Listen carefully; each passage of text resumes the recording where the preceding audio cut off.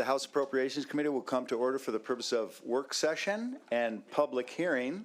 We'll begin with a staff presentation from Mr. Johnson on the governor's proposed, the budget proposal from the governor. Mr. Johnson. Thank you, Mr. Chair. Dave Johnson, staff to the committee. You have in front of you two bills, House Bill 1140. As quick bit of background, the state operates on a biennial basis. The 23-25 biennium will begin on July 1st, 2023, so in a few months.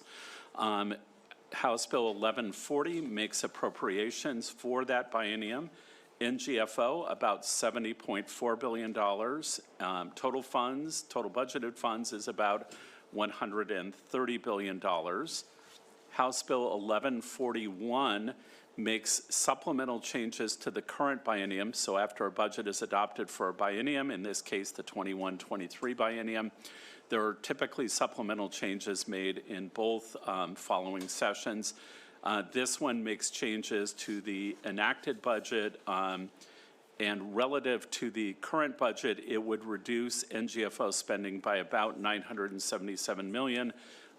Total budgeted funds would be increased by about $1.6 billion. That concludes my remarks.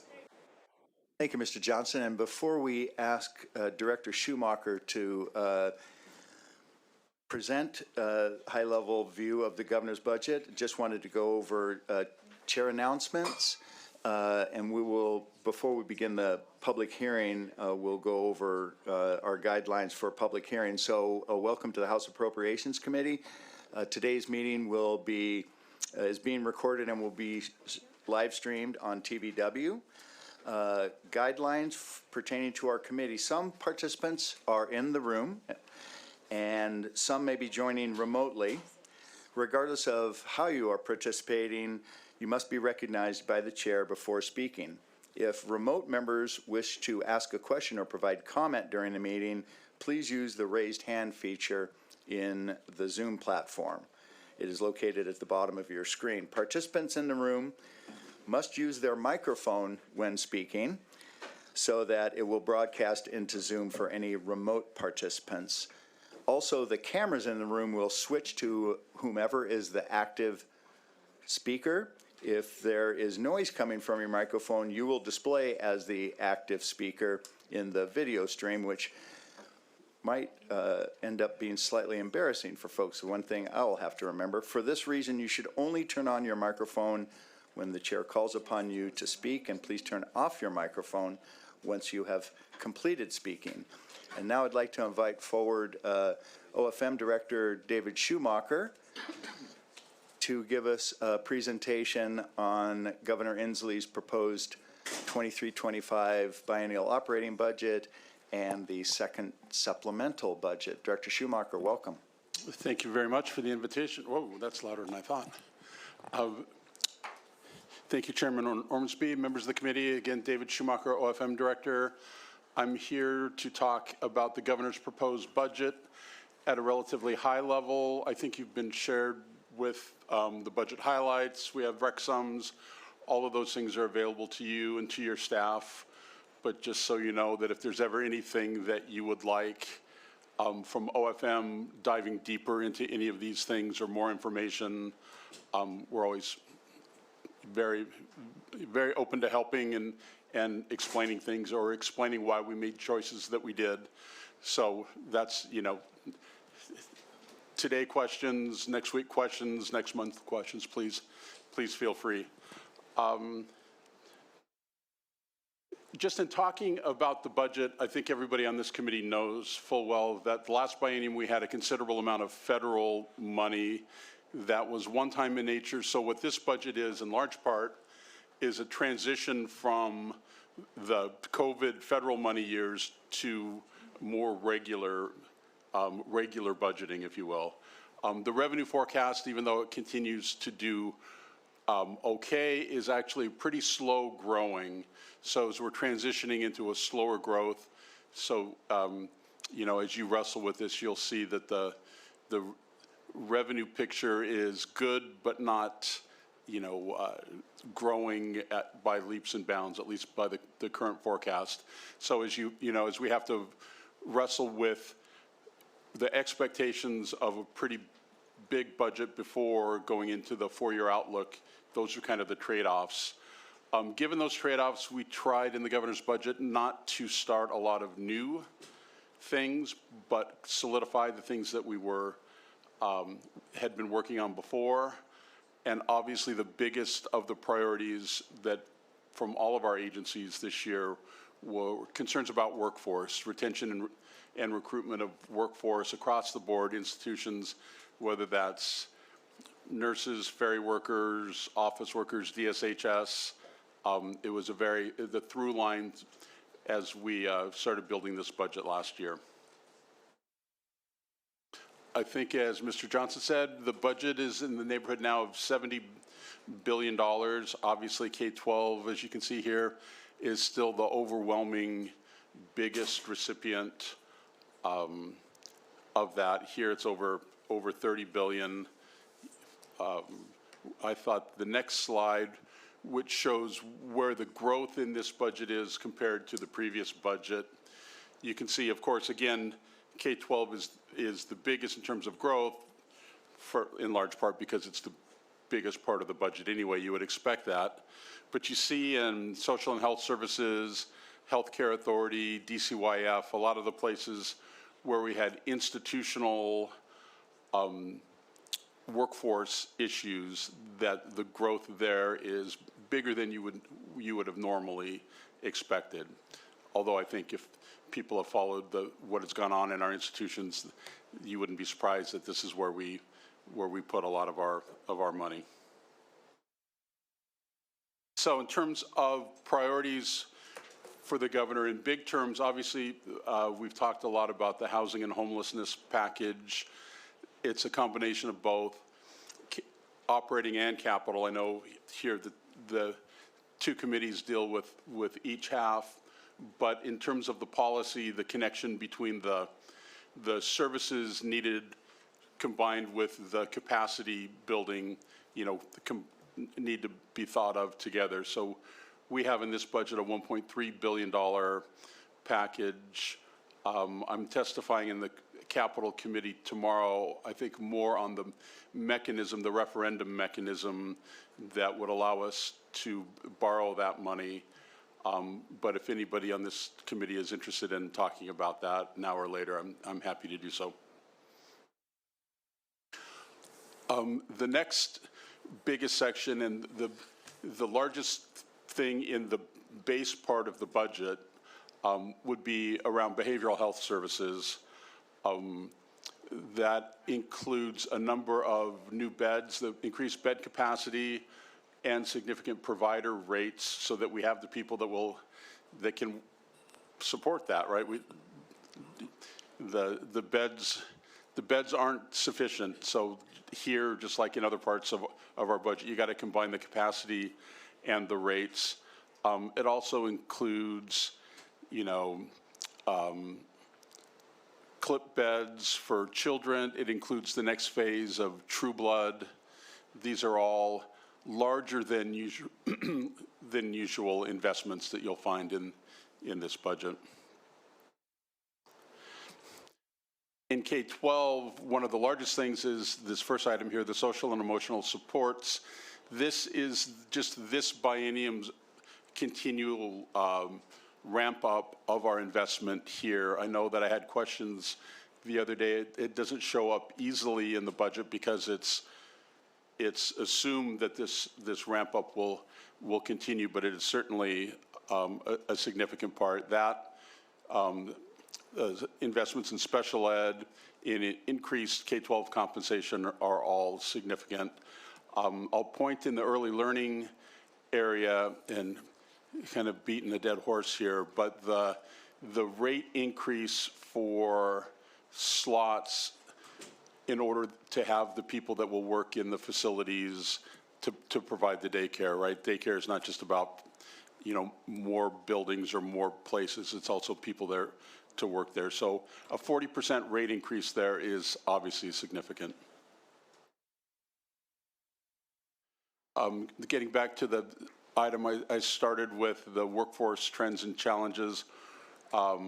In terms of the collective bargaining agreements that will be before you and that are in our budget, the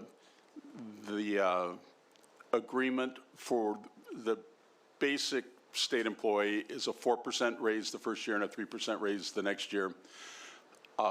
In terms of in our institutions, we were able to do targeted increases much higher than that. For example, the nurses and nurses who work weekends or nurses who work nights would get significantly more, depending on their individual situation, than a 4% and a 3%. So if you're wondering how to line up the costs with is a relatively typical 4% and a 3%, a little higher than usual.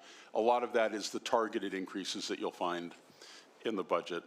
And I put in a slide here to remind folks that last biennium, as we did collective bargaining, we thought at least that we were in the middle of a dramatic revenue shortfall.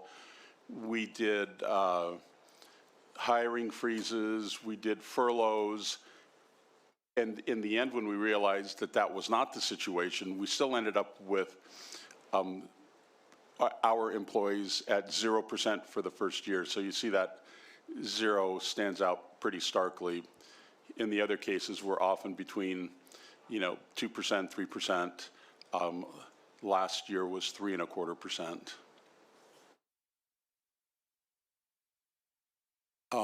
More on the highlights side, the Climate Commitment Act will begin generating revenue in February, and we have a number of items in the operating budget, the capital budget, and the transportation budget. The bill that passed set out a framework for a lot of that, so there's flexibility within the framework, if you'll see. So I'm sure the legislature will have their own ideas about spending the money in the various buckets, but it's not quite general fund money.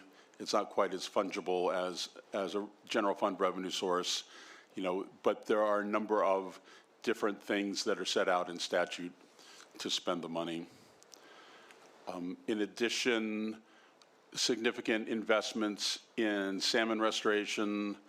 A large part of this would be around riparian habitat. We're proposing a voluntary incentive plan to encourage people to protect riparian habitat. Then we have just a few, and I'm almost done here, Mr. Chair. I have a few things that have come up since our budget came out that people have asked me about that I thought were worth a chart or an explanation. Our pension funds, our PERS and TERS 1 pension funds, have been an ongoing obligation of the general fund for 20 or 25 years. We knew that we were about to the end of this obligation. The legislature set aside money last year to make the final payment. The success of the State Investment Board returns over time and the investments that the legislature has made have put us in a position where we can stop making payments and still have an over 100% funded system. So what the chart here tries to show is that if we did nothing, you would get that top dotted line, which in the case of PERS 1 would put you in a pension that was 140% funded, which I would argue is probably excessive. You don't need to overfund a pension. You need to fully fund a pension system. You don't need to overfund it. And that with our plan, you can see that it's still over 100% funded, both in the PERS 1 and the TERS 1 case. That's how we decided how much or at what point we could turn off the payments.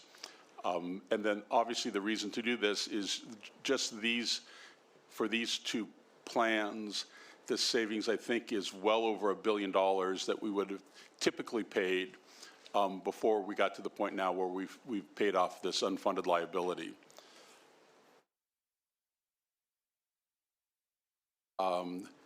One further thing, the Working Families Tax Credit will begin this year, which provides tax relief to, we estimate, about 400,000 families in the state, up to about $1,200 per. So that will begin for the first time this year. Obviously, after the first year, we'll have a much better idea of exactly how many people qualify and at what rate.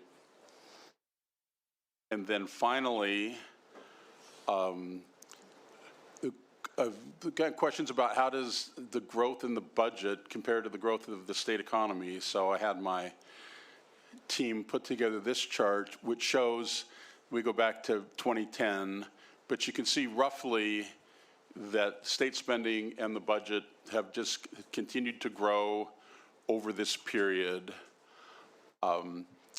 The interesting thing here, at least I thought, was the 2023 where the budget grows faster than the state, which seems like an anomaly, but that is almost solely due to the fact that the operating budget appropriated $2 billion into the transportation budget last biennium.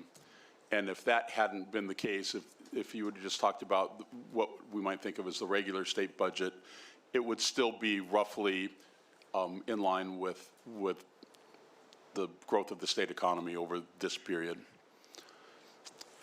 That, I believe, is the last of my slides. Mr. Chair. Thank you, Director Schumacher. Are there any questions from committee members for Mr. Schumacher? Representative Lekanoff. Great to see you again. It's been way too long. Just a quick question. When you took a look at the CCA natural resource account that was created, and you shared that, and correct me if I don't have the terminology wrong, and we were talking about the amount of money out for natural resources, and part of it was going towards the new governor's riparian program that he's creating. Right.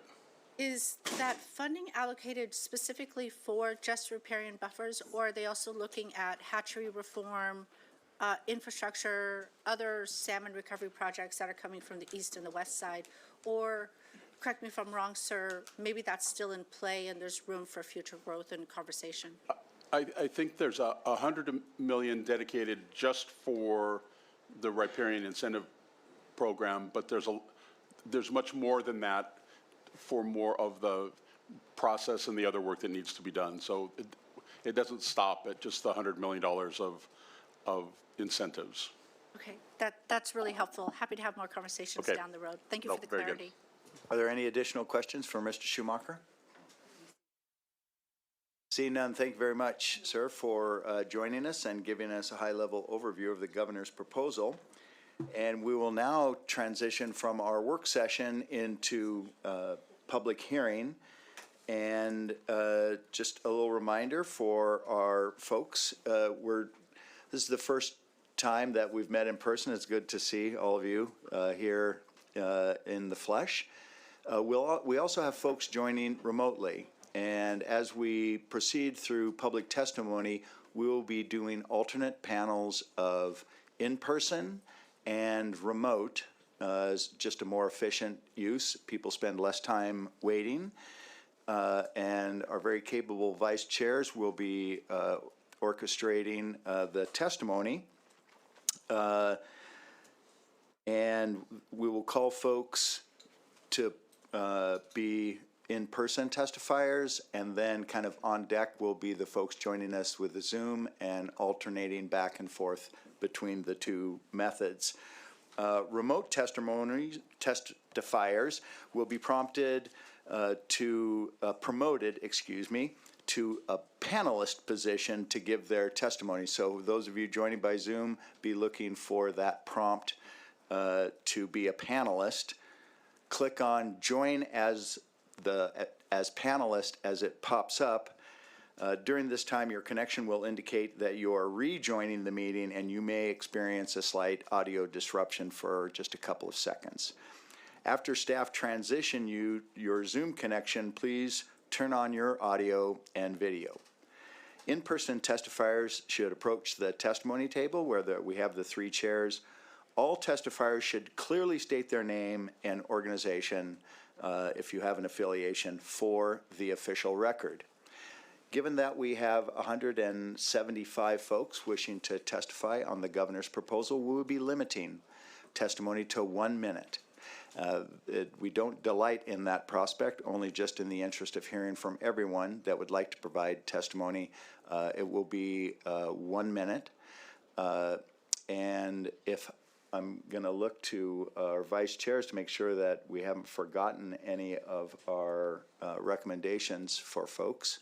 1 minute goes by awful fast. As I say, we're not interested in squashing public testimony. We just do want to be able to get to everyone in a reasonable amount of time.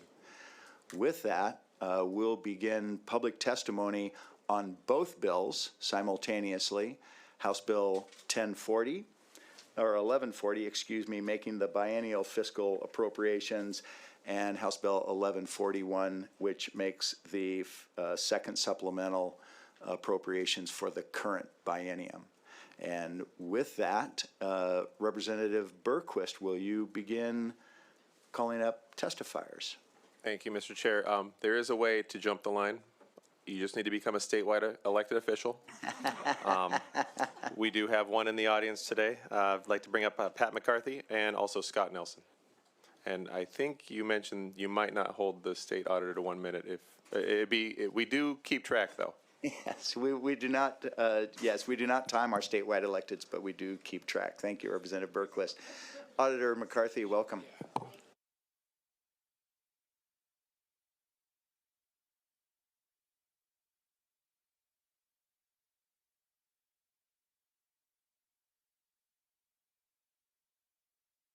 State Auditor, Pat McCarthy. With me is Scott Nelson, my Director of Legislation and Policy. I'm happy to be here mostly in support of the governor's budget for our auditing work. For this budget, we have 2 requests. It's important to note that neither request draws from the general fund. Both are funded by Initiative 900 monies, the performance audits of government account. I do want to thank the governor. His proposed budget fully funds our request to increase our cybersecurity efforts. That additional $2.9 million would accomplish several things. It would add up to 18 additional governments to our critical infrastructure cybersecurity project.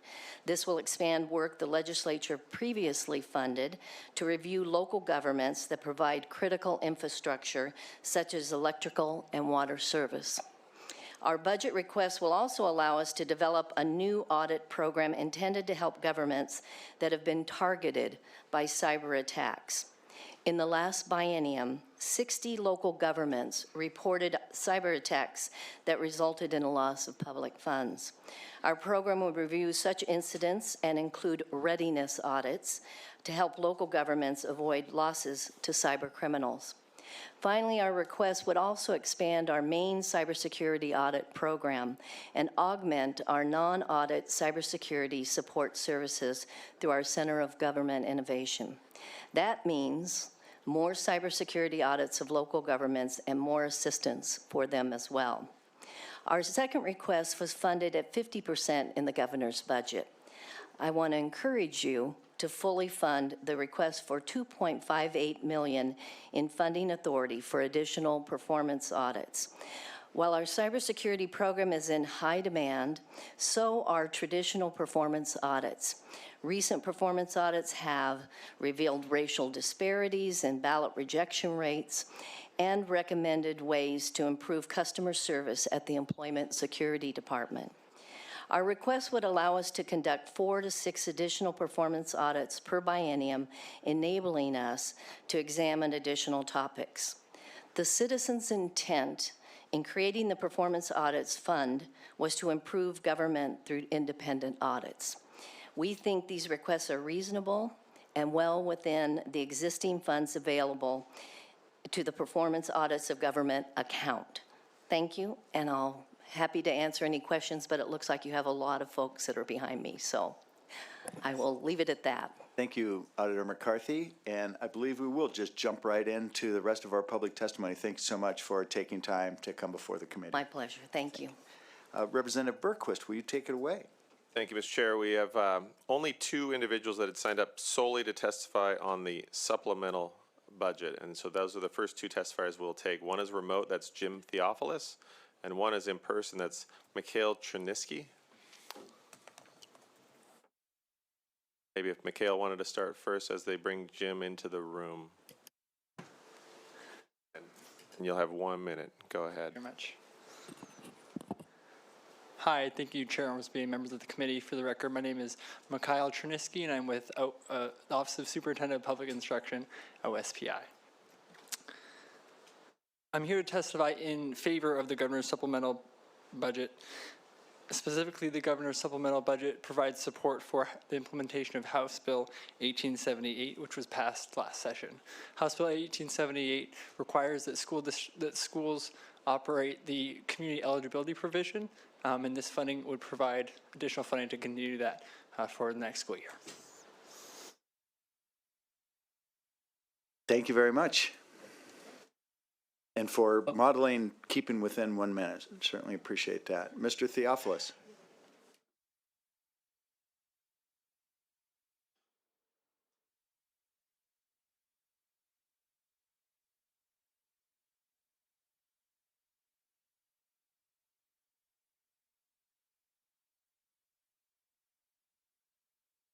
There he is.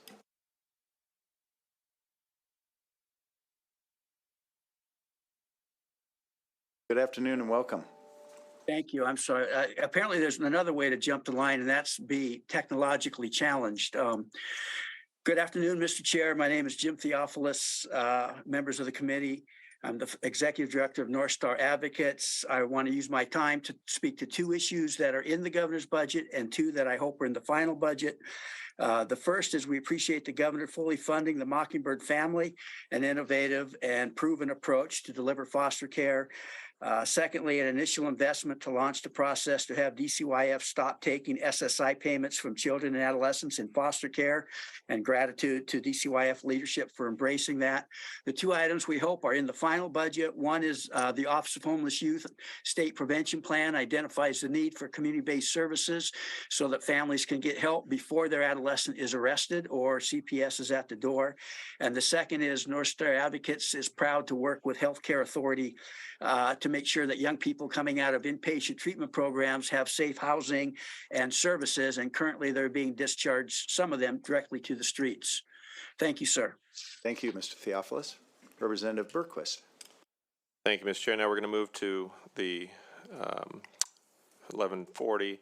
We'll call up 2 panels and then 1 rotating at a time. So our first panel will be Lori Lippold, Erica Halleck, and Melissa Gomboski. And then our on-deck panel, which is remote, so if we can bring them into the room, will be Ken Roski, Jim Kwiatkowski, and Andrew Calkins. And whenever you're ready, Lori, go ahead. Great, thank you. Representative Ormsby, members of the committee, I'm Lori Lippold with Partners for Our Children. It's really good to see you all. The governor's budget includes many items that deal with children, youth, and families, and we're very grateful. Here are a few. There is funding to help ensure that young people leaving state care are housed, that housing is not a barrier in terms of family reunification, and the placement into out-of-home care is preventative. Housing issues are addressed. Funding for a state-funded guardianship assistance program and for the continuation of the Family Connections program.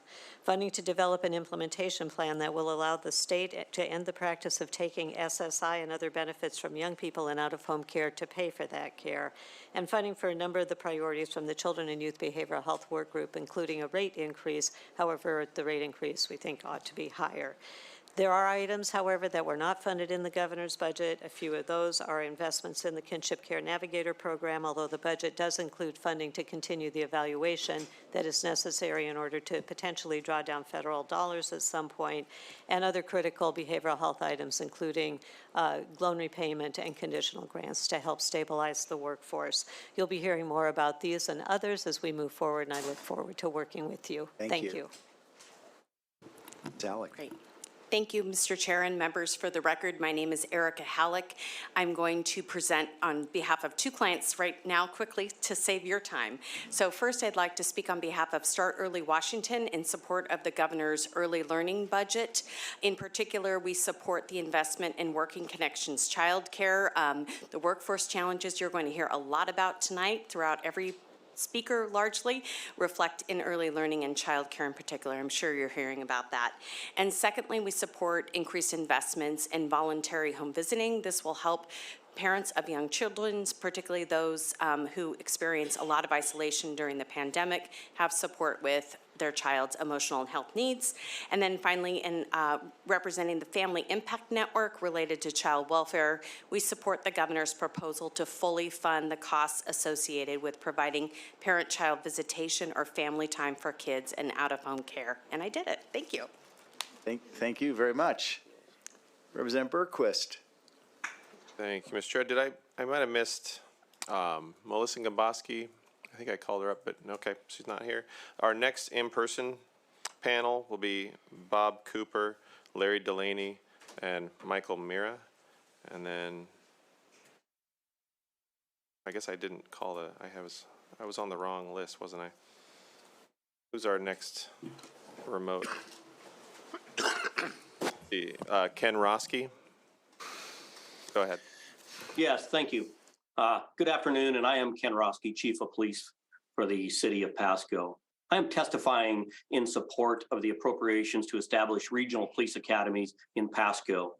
Due to the high attrition rate, the state is seeing a tremendous backlog in the state of Washington and the police academy, and the regionalization police academies will provide some relief in that area.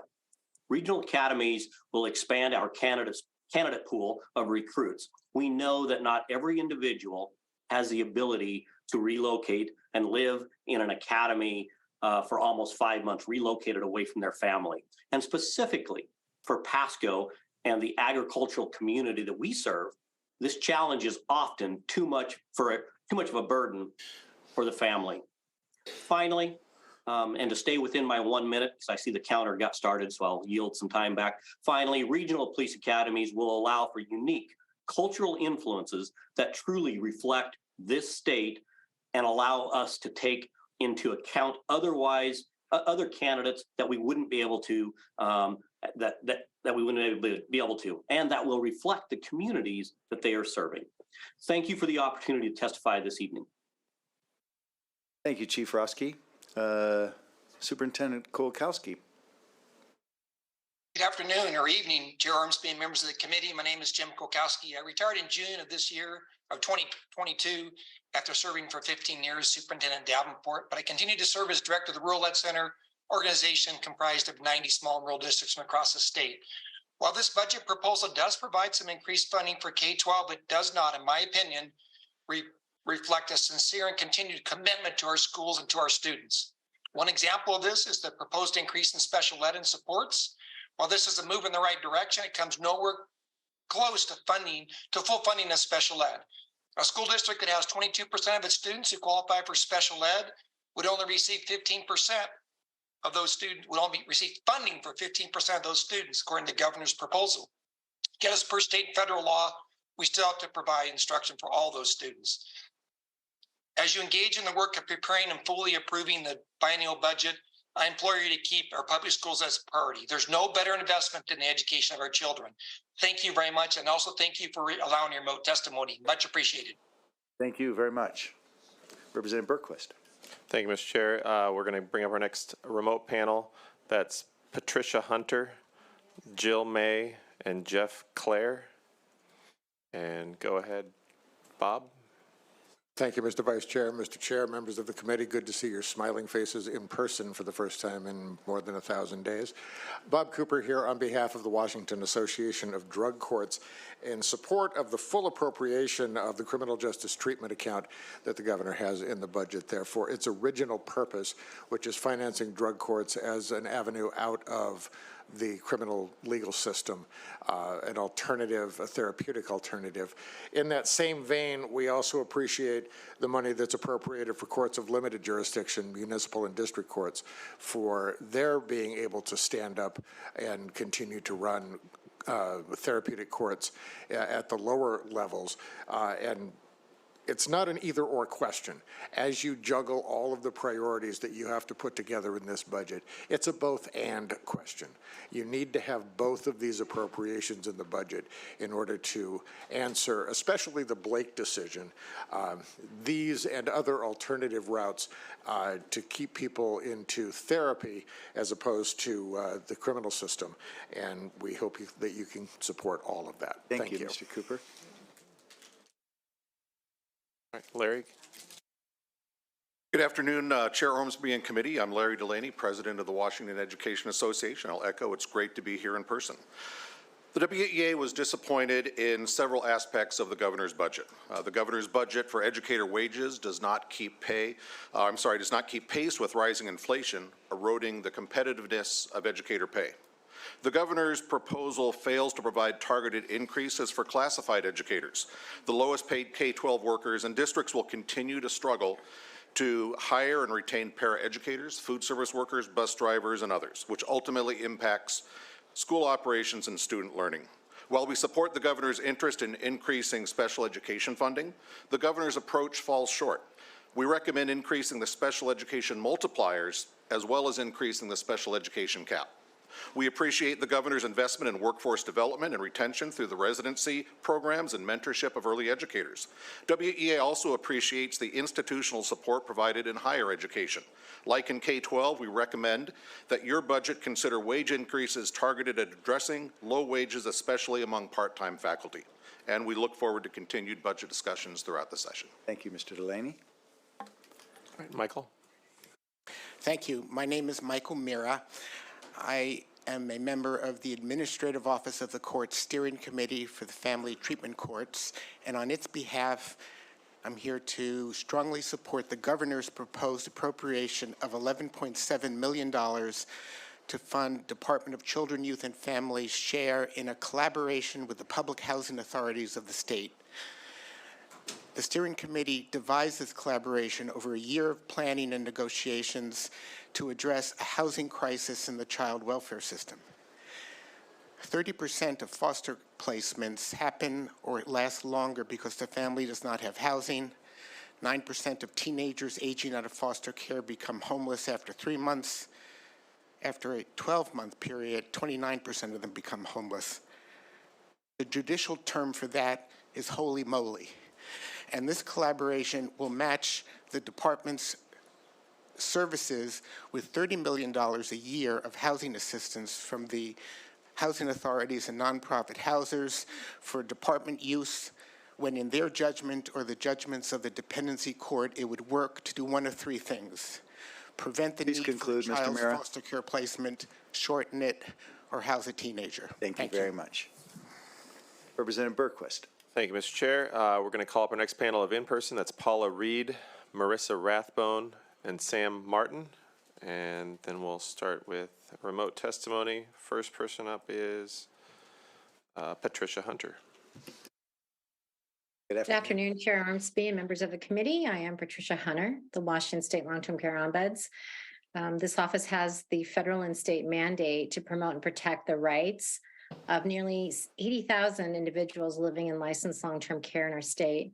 I'm here today to express my deepest appreciation and thanks to Governor Inslee for his proposed investments in the Long-Term Care Ombudsman Program. The Institutes of Medicine recommends that we have one full-time ombuds for every 2,000 residents, and we are currently at 58% of that staffing recommendation. The investments proposed by the Department of Commerce over the next 6 years will bring the office up to full strength and ensure that we are able to fulfill our obligations to long-term care residents. I know you have many choices ahead of you this session, but I hope that you will include this critical funding for long-term care residents. Thank you. Thank you, Ms. Hunter. Berquist. Thank you, Mr. Chair. Jill? Is Jill in the room? There we go. Hi, Good evening, Chair Walpus and, Chair Ormsby and members of the committee. My name is Jill May. I'm the Executive Director of the Washington Association for Children and Families. WACF represents private child welfare agencies across the state that provide services at every point along the child welfare continuum. We want to thank the governor for including and prioritizing caregiver placement support. Community-based CPAs are being asked to provide the same high-quality support and services they provide for their families to kinship families and families licensed by the state. Of particular importance is increasing the licensing incentive payment for CPAs receiving for licensing and supporting a family during the licensing process. In order to be effective, we need to be fully funded after suffering from underfunding for years. We were disappointed the funding wasn't included for independent living services. We've been working closely with DCYF on expanding funding so we can reach youth across the state, including juvenile rehabilitation kids. WACF strongly encourages the legislature to provide state funding for independent living services. Thank you. Thank you, Ms. May. Representative Bergquist. Thank you, Mr. Chair. Jeff, go ahead. Good evening, Chair Ormsby and members of the committee. My name is Jeff Clare, and I'm the Regional Program Director for Olive Crest and also on the board of Washington Association for Children and Families. We want to thank the governor for prioritizing caregiver placement support in the budget. Community-based child placement agencies like ours are excited to expand our critical and valuable services to all families in Washington State's child welfare system. In order to be able to effectively accomplish this work, we need to be fully funded after suffering chronic underfunding for several years. Being able to support caregivers is an important part of retention, placement stability, and timely reunification, and will lead to better outcomes for youth in foster care. Our agencies are being asked to provide the same quality support and services we provide our families to all families, including those licensed by the state and especially kin families. And particular importance is increasing that licensing incentive payment for child placement agencies that we receive when we license families. It's valuable work in ensuring, among other things, that families are ready to receive placement. Thank you for prioritizing. Representative Bergquist. Thank you, Mr. Chair. Our next remote panel, we'll go ahead and call them up right now, is Whitney Carlson, Jessica Renner, and Tom Galkey. And our in-person, let's go ahead and start with Paula. Good afternoon, Chair Ormsby and members of the committee. My name is Paula Reed. I'm the Executive Director for Children's Advocacy Centers of Washington. Today, I am here speaking for a coalition of coalitions representing statewide domestic violence, sexual assault services, children's advocacy centers for child abuse survivors and their families, civil legal aid, civil legal assistance for immigrant victims and crime victims. I want to express our gratitude for the legislature's response to our joint request for support over the last 2 years. Those two one-time appropriations totaling $22.5 million helped stave off significant cuts and gave our network time to assess the magnitude of the gap that exists between the cost of delivering services and the resources currently supporting them. We have determined that gap to be $132 million over the biennium. Unfortunately, our request is not reflected in the governor's budget, so I'm here today asking you to prioritize support for these vital services. Without your help, cuts as high as 36% will cause local programs to close, services to end, and keep survivors from accessing these life-saving supports that they need. Our communities cannot afford these cuts to life-saving programs, and I urge your support. Thank you. Thank you. Marissa, go ahead. Marissa. Good afternoon, Chair Ormsby, members of the committee. My name is Marissa Rathbone. It's truly a pleasure to be back together with you in person, both returning faces whom we're very familiar with and brand new faces too. Look forward to working with all of you over the next 103 days. My name's Marissa Rathbone here representing the Washington State School Directors Association. First and foremost, a thank you for your continued and deep investments in our public education system, particularly last year for social emotional learning and transportation reimbursements. You will hear from many education stakeholders today who are collectively prioritizing special education funding. We are unified in that approach and that mission and hope you'll come along with us. We were pleased to see in the governor's budget movement in that direction, but we're sure it does not go far enough. We are hopeful to see movement on the cap above 15%, if not removed altogether, and of course a move on the multiplier. You're hearing a lot about the state of the state in terms of public safety, housing, climate, all things that are very, very important to our state. We agree, and we would encourage you to think about the public education system as foundational to the success of all of those sectors. Thank you. Thank you very much. Thanks. Sam? Awesome. Thank you, Vice Chair Berquist and Chair Ormsby and members of the committee. My name is Samuel Martin, and I'm representing the Washington Coalition on Homeless Youth Advocacy. We're happy to see the investment from the governor in the homelessness crisis. We know that there's a huge importance around supporting young people, youth and young adults in this crisis. We're grateful to also see the continued investment in the Homeless Prevention and Diversion Fund, formerly the Centralized Diversion Fund, which is ran through the Anchor Communities Initiative. This particular fund has been able to house young people for less than $2,000 throughout our state.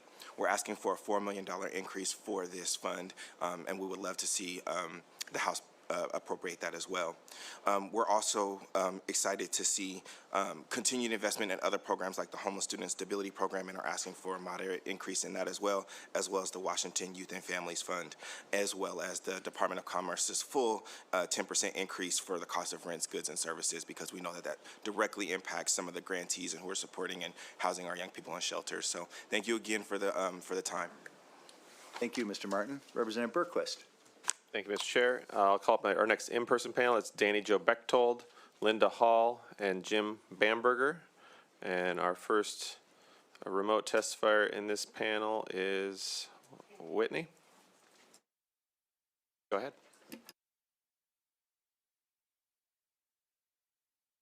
Whitney, can you hear us? Yes. Hi. Good evening, members of the committee. Thank you for the opportunity to testify today. My name is Whitney Carlson, and I am the Youth and Young Adult Services Program Director at Catholic Charities Serving Central Washington, based in Yakima and Richland. I am also the Vice President for the Washington Association for Children and Families. We were disappointed that funding was not included for independent living services in the governor's budget. Independent living providers have been working closely with DCYF on a request for funding that would greatly expand the number of youth that could be served across the state. By the state taking this crucial step of funding this work, additional youth in need of these critical services would now be eligible, including JR youth. IL services are child-specific. Providers can connect youth to services, including assisting youth to obtain housing so that fewer youth do not exit care to homelessness. We look forward to talking and working with you to ensure IL providers are able to serve more youth and young adults with this important independent living program. Thank you for your time. Thank you, Ms. Carlson. Rep. Berquist. Thank you, Mr. Chair. Jessica, go ahead.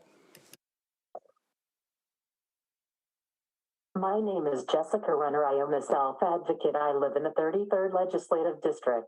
I am testifying on behalf of self-advocates and leadership SAIL. I am testifying on the governor's proposal and want to speak against taking people out of hospitals and putting them in Rainier. Self-advocates want all institutions closed starting with Rainier School and want to live in the community with proper supports. I also oppose the 120-bed facility on Fircrest campus for short-term crisis stabilization. Thank you. Thank you very much, Jessica. Mr. Gulke. Thank you, Chairman Ormsby and members. My name is Tom Gulke, and I am the CEO for Entrust Community Services located in Yakima, Washington. I am opposed to one specific area of the governor's biennial budget because it does not address, not even close, the financial crisis washing over agencies that provide critical service to people with developmental disabilities. There's two main reasons for that disagreement. First, I believe the budget discriminates against people with developmental disabilities by funding services at lower rates than other identical services provided to other groups served by DSHS. Furthermore, it does not meet the standards set forth in RCW 4320A.405. Our rates have not been raised in 12 years. Two, it ignores the legislature's own rate study that it ordered last session, which clearly indicates a crisis. I implore you to fully fund the recommendations in that rate study. After all, a drowning man 100 feet offshore does not need a 30-foot rope. Thank you, Mr. Gulke. Representative Berquist. Thank you, Mr. Chair. I'll call up our next remote panel. That's Shronda Selvanoff, Lindsay Gagon, and Sarah Robbins. And in person, I see we're short-staffed here. Is that Danny Jo or Linda? I'm Linda. Go ahead, Linda. Good afternoon, Chair Ormsby and the committee members. For the record, my name is Linda Hall. I'm the government relation person for Treehouse, the leading organization focused on educational equity for students in foster care. We are pleased to sign in pro on the proposed governor's budget. We want to thank the governor for funding $6 million to expand our Treehouse graduation success program that will serve over 1,000 middle school students statewide. Since the inception of the program for high schoolers, the statewide foster care graduation rate has increased from 36% to 53%. Research has suggested that if we started earlier, we would have better outcomes.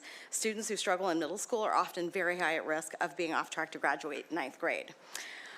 There are two other items that we urge you to add to the final budget. First is $920,000 in ongoing funding for our Treehouse educational advocates. They were funded last season, and we would need them to support the work with exceptional placements like our hotel and DCYF offices and those experiencing significant educational barriers. The last one is $150,000 for the legislatively mandated Project Education Impact Work Group to achieve our educational parity for students that experience foster care and or homelessness. That investment would be matched 100% with private funding. Thank you. Thank you, Ms. Hall. Mr. Bamberger. Thank you. Mr. Chair, Rep. Stokesbury, Jim Bamberger, Office of Civil Legal Aid, thank you for accommodating my schedule. The Office of Civil Legal Aid has not asked for funding for new policy initiatives. We recognize the situation that you all face, and so all we're asking for is the funding necessary to protect our ability to do what you've asked us to do.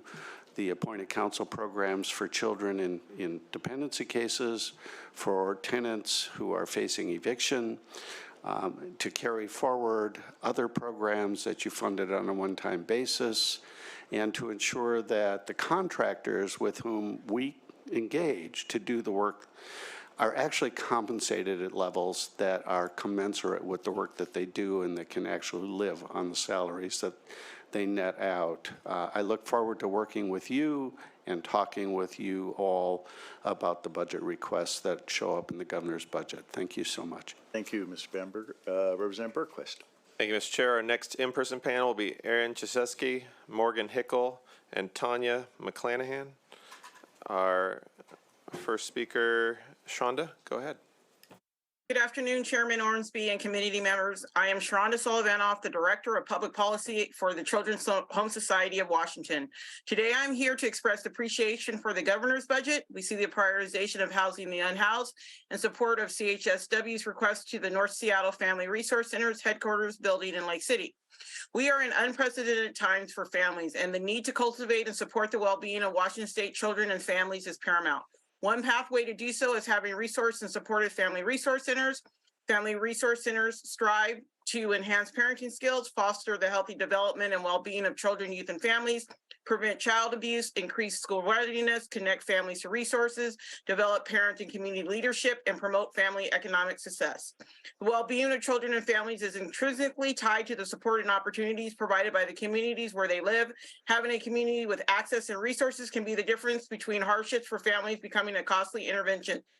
Please fund our request for $10.5 million to continue building the over 85 plus FRC's capacity statewide. Thank you. Thank you, Ms. Sullivanoff. Representative Berquist. Lindsay, go ahead. Good evening, Chair and members of this committee. I'm Lindsay Gagnon. I'm the Executive Director for Volunteers of America's Community Resource Centers. I'm excited to come before you today in support of family resource centers for the state of Washington. I oversee centers that serve both rural and urban communities and will attest that our centers provide the most comprehensive and wraparound services to families, youth, and individuals in need.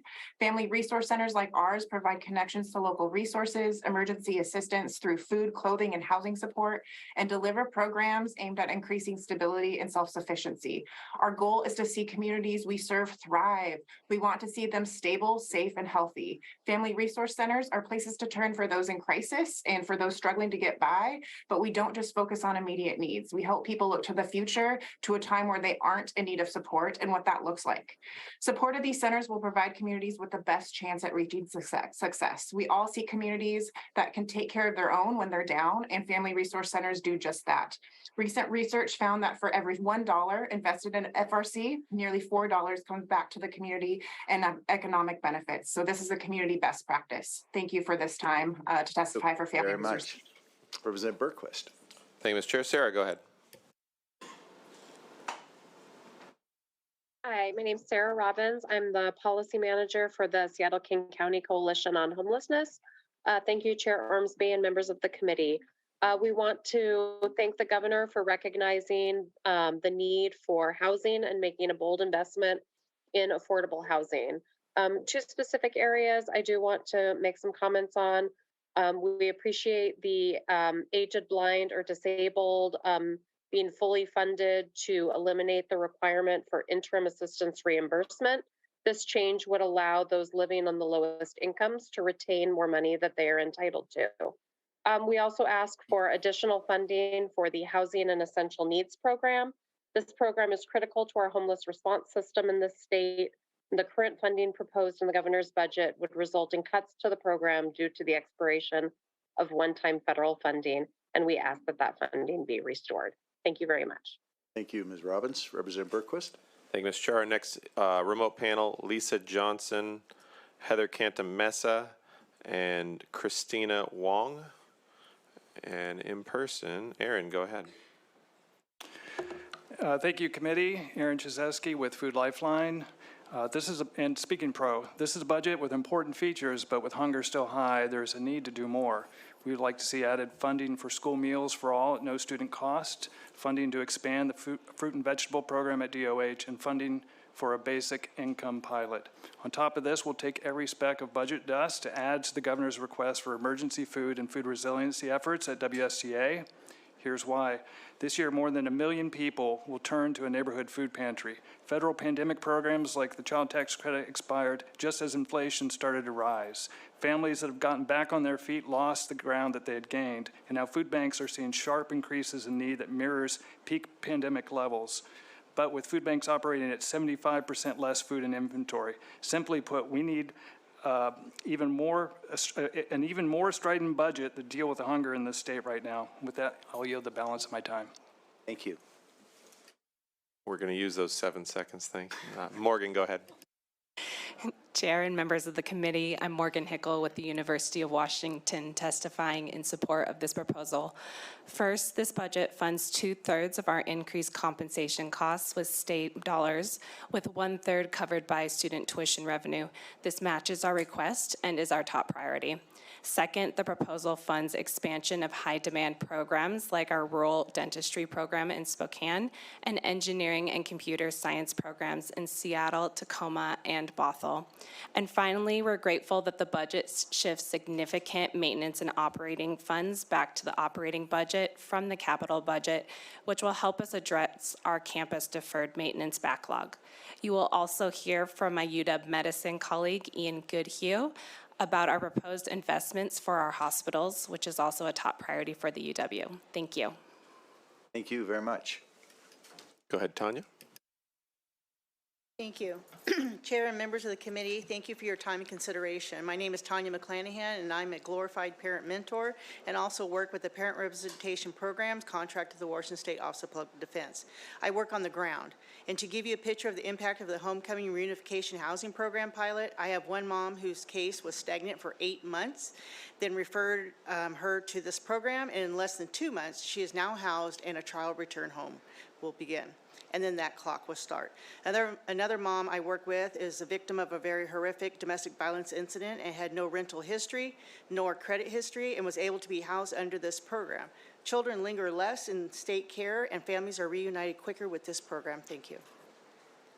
Thank you, Ms. McClanahan. Representative Bergquist. Thank you, Mr. Chair. Our next in-person panel will be Seamus Petrie, Jeff Gomboski, Scott Sigmund. And online, let's start with Lisa, please.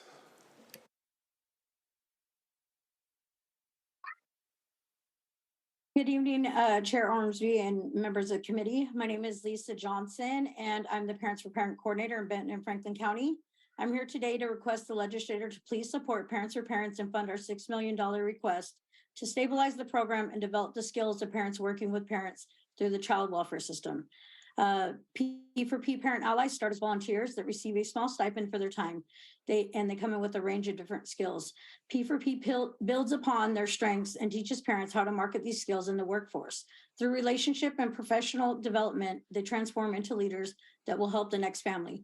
Most of our P4P coordinators were once volunteers, and these formerly involved child welfare parents strive to become self-sufficient. Unfortunately, as my time as a coordinator, we have struggled to retain parents to work alongside and guide parents back to their children due to the low wages. As a consequence, we are not developing a pool of future leaders. We must be able to retain parents and support their development. The only way to maintain and build this program is by providing livable wages to families working with families. Please consider adding this request to your final budget. Thank you. Thank you, Ms. Johnson. Representative Berquist. Thank you, Ms. Chair. Heather, go ahead. Hi, Heather Cantamessa, Director of Family Impact at Children's Home Society of Washington. I'm here to express appreciation to the governor's budget. We see the prioritization of addressing the workforce shortages and ask you to consider adding P4P budget request of $6 million to stabilize the program and the workforce that it generates. P4P is a peer mentor education, professional training, and family reunification program that serves parents and their families navigating child welfare system. We're so grateful for the funding we received from the state legislator in 2015 and the additional funding in 2017 for our statewide expansion. And P4P has relied heavily on volunteers who've evolved into professionals. Currently, P4P is grossly underfunded. Out of the 39 counties it serves, it only has 2 P4P coordinators across the state that are receiving a livable wage, making it difficult to retain quality and devoted parents. And we're not investing in developing future leaders. And I want to point out that I'm a parent who professionally developed through P4P. So please support our growth in providing professional skills and gainful employment and a lasting economic mobility to parents. Thank you, Ms. Thank you so much. Cantamessa. Representative Berquist. Thank you, Ms. Chair. Christina, go ahead. Good evening, Chair Ormsby, members of the committee. For the record, Christina Wong representing Northwest Harvest and our statewide network of 400 hunger relief partners. Food banks are challenged by national food supply chain shortages to meet the high demand for services caused by a 13% increase in food prices and the loss of temporary COVID-era resources. While we appreciate Governor Inslee's and WSDA's proposed investments to provide food and operational resources to our emergency food system, we ask you to please consider the other areas of our food and basic needs safety net that can also help food banks by providing families with sustainable resources and as a result, decrease the need.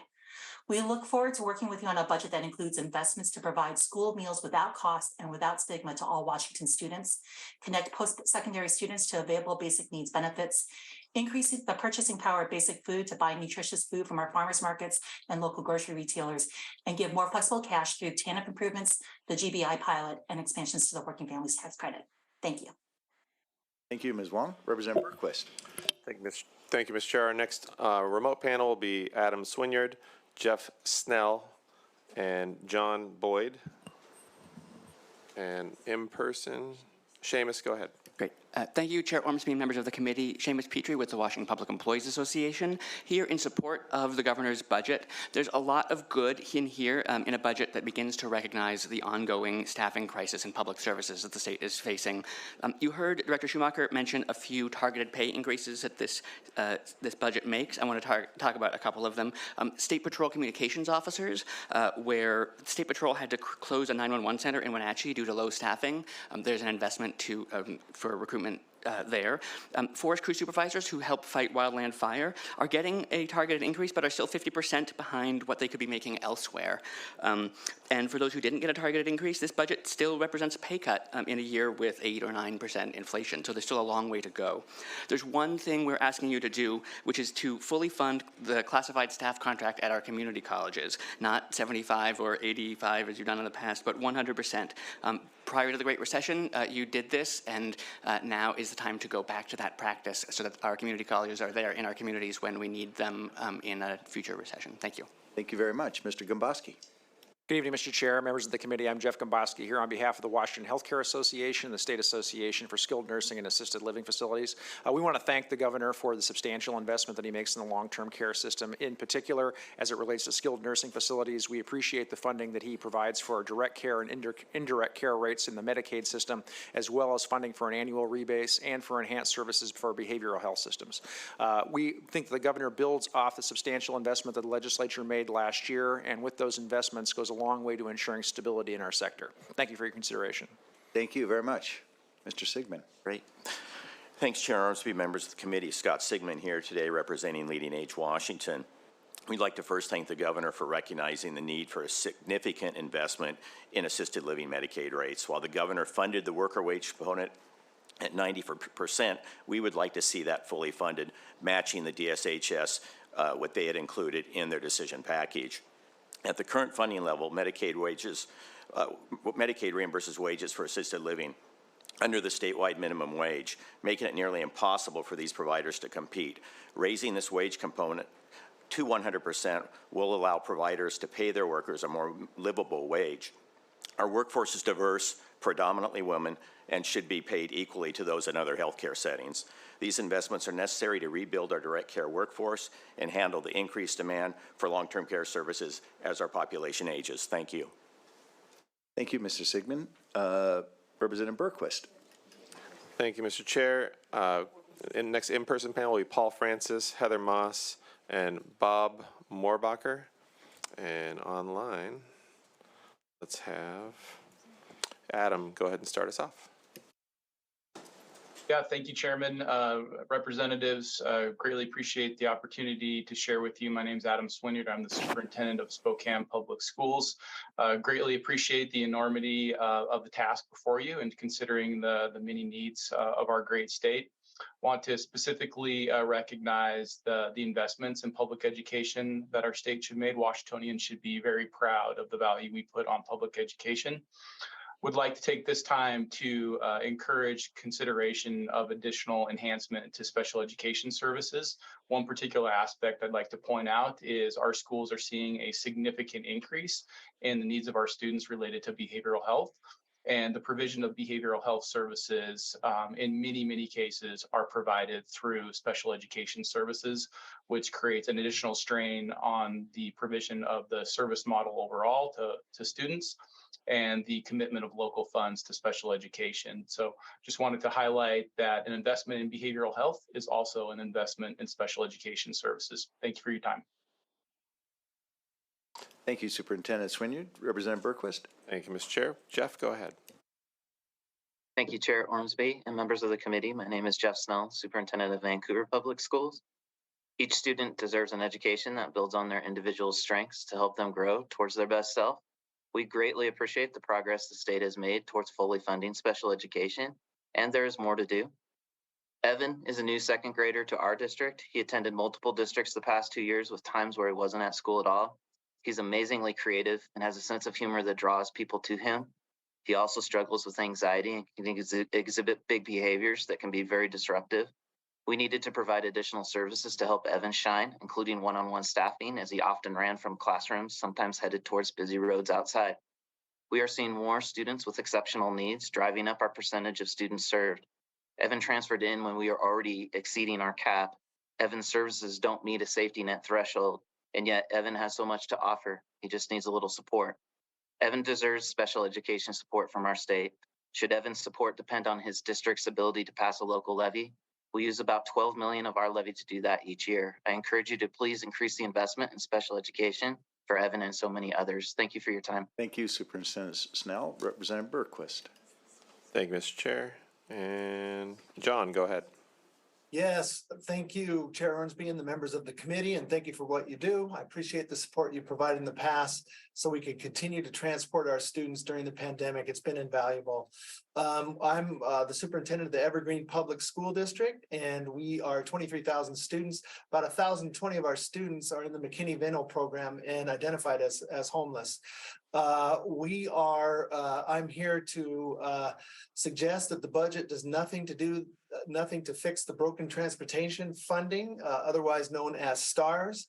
For our particular context, we for 21-22, we're $1.8 million underfunded for transportation, and we can't even estimate the funding cost for 22 and 23 because of the complexity of the STARS system. It's broken, it doesn't work, you can't project forward, and it needs to be fixed, and we need to have some more resources in the budget to be able to for transportation. So we also have more than $300,000 of unfunded costs just related to the transporting students that are designated McKinney-Vento or homeless. Transportation in our district is Please conclude, Superintendent Boyd. And we appreciate your help. Thank you very much. Representative Berquist. Thank you, Mr. Chair. Next remote panel will be Ben Small, Dr. Michelle Price, and Aaron Shea McCann. In person, Paul, go ahead. President Moorbacher. However you would like to do it. Thank you, Chair Ormsby and members of the committee. I'm Bob Moorbacher, president of Centralia College. We appreciate the governor's investments in community college faculty and staff compensation. Funding competitive compensation is our #1 priority. 2 points to make about that.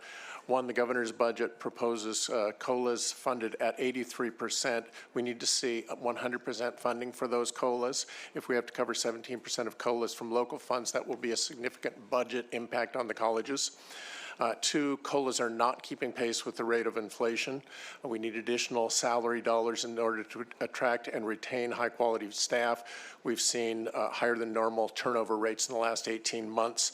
One example, a dean at the college left us this summer to go and teach 6th grade. She's making the same salary, and now as summer's off from teaching, we need our salaries to be competitive both with K-12 and with other industries. Thank you. Thank you very much. Good evening, Chair Ormsby and members of the committee. My name is Heather Moss. I'm a trustee at Bates Technical College. I live in District 27. I was appointed to the Bates College Board of Trustees in 2017. I was confirmed by the Senate in 2018. I am here to support Governor Inslee's investment in workforce training programs that are always important to have. I and my fellow trustees across the state have been hearing from leaders in our employment community who are struggling to find skilled workers. As you know, our community college system, both the 2-year and the technical colleges, are crucial to training our workers across the state. That might be machinists, electricians, denturists, dental assistants, welders. And colleges like Bates are key to rebuilding our workforce. These programs are expensive for many reasons. There's a small class size required. There are many consumable supplies in those programs and specialized equipment. Bates is training our fire trainees on a 15-year-old fire truck. We need a new fire truck if you want to put that in the budget. So I'm just asking you to please maintain the governor's proposed increase in community technical college workforce. Thank you. Chair Ormsby, Ranking Member Stokesbury, my name is Paul Francis. I'm the brand new Executive Director for the State Board for Community and Technical Colleges. It's great to be here. We appreciate the governor's support for our request to advance our system work related to equity, diversity, and inclusion. Full funding of this request will enable us to implement our EDI strategic plans and to close equity gaps for our students of color while meeting the goals outlined in Senate Bill 5227 and Senate Bill 5194, 2 bills passed by this legislature in 2021. Finally, we hope the legislature will consider our request to expand learning technology for our students. As with remote testimony, the remote options that arose from the pandemic are the new normal. Students, especially working adults, need the flexibility of learning in classrooms, online, or a mix of the two. We're asking for investments in technology, equipment, and training to make online classes and student services like financial aid or advising more accessible and effective. Thank you. Thank you very much, Mr. Francis. Representative Berquist. Thank you, Mr. Chair. Our next in-person panel, Michelle Thomas, Melissa Johnson, and Brian Hatfield. And remote. Let's start with Ben. Go ahead. Good evening, Chair Ormsby and honorable members of the committee. Thank you for the opportunity to speak. My name is Ben Small, and I am the Executive Director of Launch Northwest, based in Spokane and serving 10 Eastern Washington counties, based here in the 3rd Legislative District. Our mission is to support all students as they travel the journey to a post-high school education program and career attainment. This can be a 4-year college degree, 2-year certificate or technical credential. As you know, research shows post-high school education and workforce training create prosperity for individuals and communities. At Launch Northwest, we have raised private sector funds to support a Promise Scholarship, which will open the doors to post-high school opportunities, and have developed public sector partnerships with our cities, county, and federal government to support implementation of Launch Northwest. For us to be successful, we will need financial partnership and support from Washington State. I'm here today to tell you that what you get from that investment is twofold. You get support for breaking down financial barriers, and then support for an infrastructure that supports our students. Thank you for your consideration. Thank you, Dr. Small. Representative Bergquist. Thank you, Mr. Chair. Dr. Price. Good afternoon, Chair Ormsby and the honorable members of the committee. My name is Dr. Michelle Price. I serve as the superintendent of North Central Educational Service District in Wenatchee. I'm speaking on behalf of the AESD network, which is the 9 ESDs working together. We're grateful and appreciative of the K-12 investment in the budget before you, specifically the funding for updating the prototypical funding model for student support services. Last year, you adopted House Bill 1664, phasing in new support positions over 3 years. We appreciate seeing your commitment being honored. Unfortunately, the needs of our youth around behavioral mental health continue at crisis levels. For most districts, these funds don't go very far. We've seen increases in student depression, ideation attempts, and deaths by suicide, as well as other mental health issues. Our ESDs are providing this service and supporting these students in all districts across our state. We would like to see you attend to the behavior and mental health needs of our students by funding the continuation and expansion of this critical service that addresses the ongoing mental health and behavioral health needs of our students in our state. Thank you. Thank you, Dr. Price. Representative Bergquist. Thank you, Mr. Chair. Aaron, go ahead. Good evening, Chair Ormsby and committee members. My name is Erin Shea McCann. I'm the Director of Policy and Systemic Advocacy at Legal Counsel for Youth and Children. In 2021, the legislature passed House Bill 1219, which directs the Office of Civil Legal Aid to implement the Children's Representation Program statewide over the next several years. The program will provide foster youth with highly trained attorneys in the often years-long complex legal proceedings following a child's removal from their family. Please support OCLA's request for continued rollout of the program. In particular, we urge you to retain OCLA's request for a vendor rate increase for the attorneys it contracts with to represent youth. The current rate is not comparable to funding for other legal representation programs in the same court system, like the Attorney General's office representing the Child Welfare Agency. Nor does the rate cover the full cost of services provided, effectively sending the message that foster youth are undeserving of representation that is as well funded as other programs. Given this, the rate will not attract and retain diverse, skilled, and committed attorneys. Youth of color and LGBTQ+ youth are overrepresented in the child welfare system, and OCLA must have adequate funding so that it can offer robust and competitive contracts and its attorneys are reflective of the children they are representing. Please support OCLA's requests, and thank you very much. Thank you very much, Ms. McCann. Representative Bergquist. Thank you, Mr. Chair. We're going to bring up our next remote panel. That's Josephine Tamayo-Murray, Pastor Carrie Anderson, and Harold Hilseth. Our first in-person testifier is actually remote, and we'll have her start. Michelle. Hi, thank you. I'm Michelle Thomas with the Washington Low Income Housing Alliance, signed in other today in the operating budget, because this budget proposal will leave a substantial shortfall in funding for homeless services. The document recording fees are the primary way that the state pays for homeless services, and funds have declined over several months. The governor's budget does include some funding to address this, but it only assumes an overall 25% shortfall and then only pays for half of that. We are hearing that the decline is much greater than 25%, and only paying for half of that shortfall absolutely guarantees cuts to homeless services this year. When Washington is clamoring for all levels of government to do more to prevent end-to-end homelessness, And when thousands of people are struggling to get out of the experience of homelessness, the last thing we should be facing are cuts to critical homelessness prevention services. Please, as you draft your budget, pay for the full cost of the gap left by the document recording fee decline, and please carefully assess if 25% is the correct assumption on the downturn. Thank you very much. Thank you, Ms. Thomas. Representative Berquist. Thank you, Mr. Chair. Melissa, go ahead. Thank you, Chair Ormsby and members of the committee. My name is Melissa Johnson, speaking on behalf of the Washington State Association of Head Start and ECAP programs in support of the governor's funding for ECAP in the governor's budget. That budget includes a 40% rate increase for ECAP programs, and this result is a result of the DCYF cost study that just came out last month that showed that to pay our qualified staff fairly, this type of rate increase is necessary.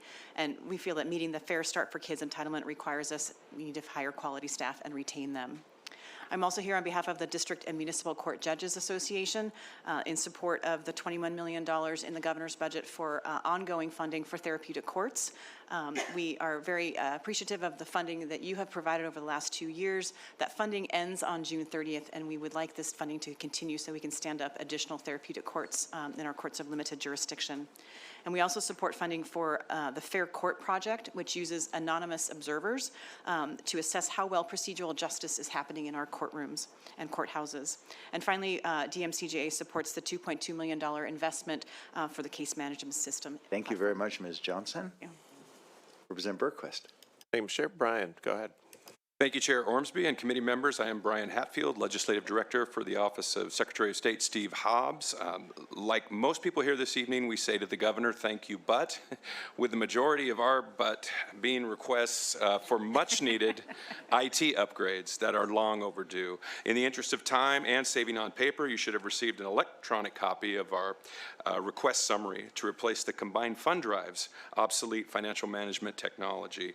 In addition to this request for $3,391,000, we have another roughly $1.7 million in office-wide IT requests, and a handful of smaller requests that we will continue to work with you and your staff on throughout the budget process. Thank you. Thank you very much, Mr. Hatfield. Representative Berquist. Thank you, Mr. Chair. Our next panel in person, Andrew Calkins, Guillermo Rahel, and Jenny Plaja. And online, let's start with Josephine. Go ahead. Thank you, Vice Chair Berquist. Good evening, Chair Ormsby, Ranking Member Stokesbury, and members of the committee. Josephine Tamayo-Murray with Catholic Community Services and the Communities of Concern Commission in support of House Bill 1140 and the governor's budget. The commission is a statewide coalition of 24 community-based organizations of color and poor rural areas. While HB 1140 funds many good efforts, we ask that $500,000 go to the Communities of Concern Commission to help community-based organizations who have not historically been funded better compete and secure project funds. This past year, with your support, the commission had 7 capital projects, either fully funded, have a groundbreaking, in construction, rent up, open for services, and expand operations. The Communities of Concern really appreciates your confidence in us and our community-based organizations to build and preserve self-determined capital assets in our respective communities to reduce poverty. Thank you for your hard work and support. Thank you very much, Ms. Murray. Pastor Kerry Anderson. Hello, everyone. Thank you for hearing us. My name is Pastor Kerry Anderson of the First AME Church here in Seattle. I'm the board chair of the Fame Equity Alliance of Washington, and I'm the new president of the Communities of Concern Commission. First, let me express my personal thanks for your past support of the commission by providing $500,000 to our budget to help BIPOC organizations build capacity and provide technical support in their various building projects. Now, as a member of the Communities of Concern Commission, I'm here tonight to urge you to continue to support us by continuing to include $500,000 to the budget for us, which will help assist BIPOC organizations in the work of doing a heavy lift by providing housing and building projects for people of color and residents throughout our communities that can pull them out of the margins and into dignity. So thank you for this opportunity to present before you tonight. Thank you, Pastor Anderson. Representative Bergquist. Thank you, Mr. Chair. Our next remote panel, Brad Forbes, Joan Miller, Liz Troutman, and in person, Guillermo, go ahead. Thank you, Chair Ormsby, members of the committee. My name is Guillermo Rogel, and I'm the legislative advocate with Front and Centered.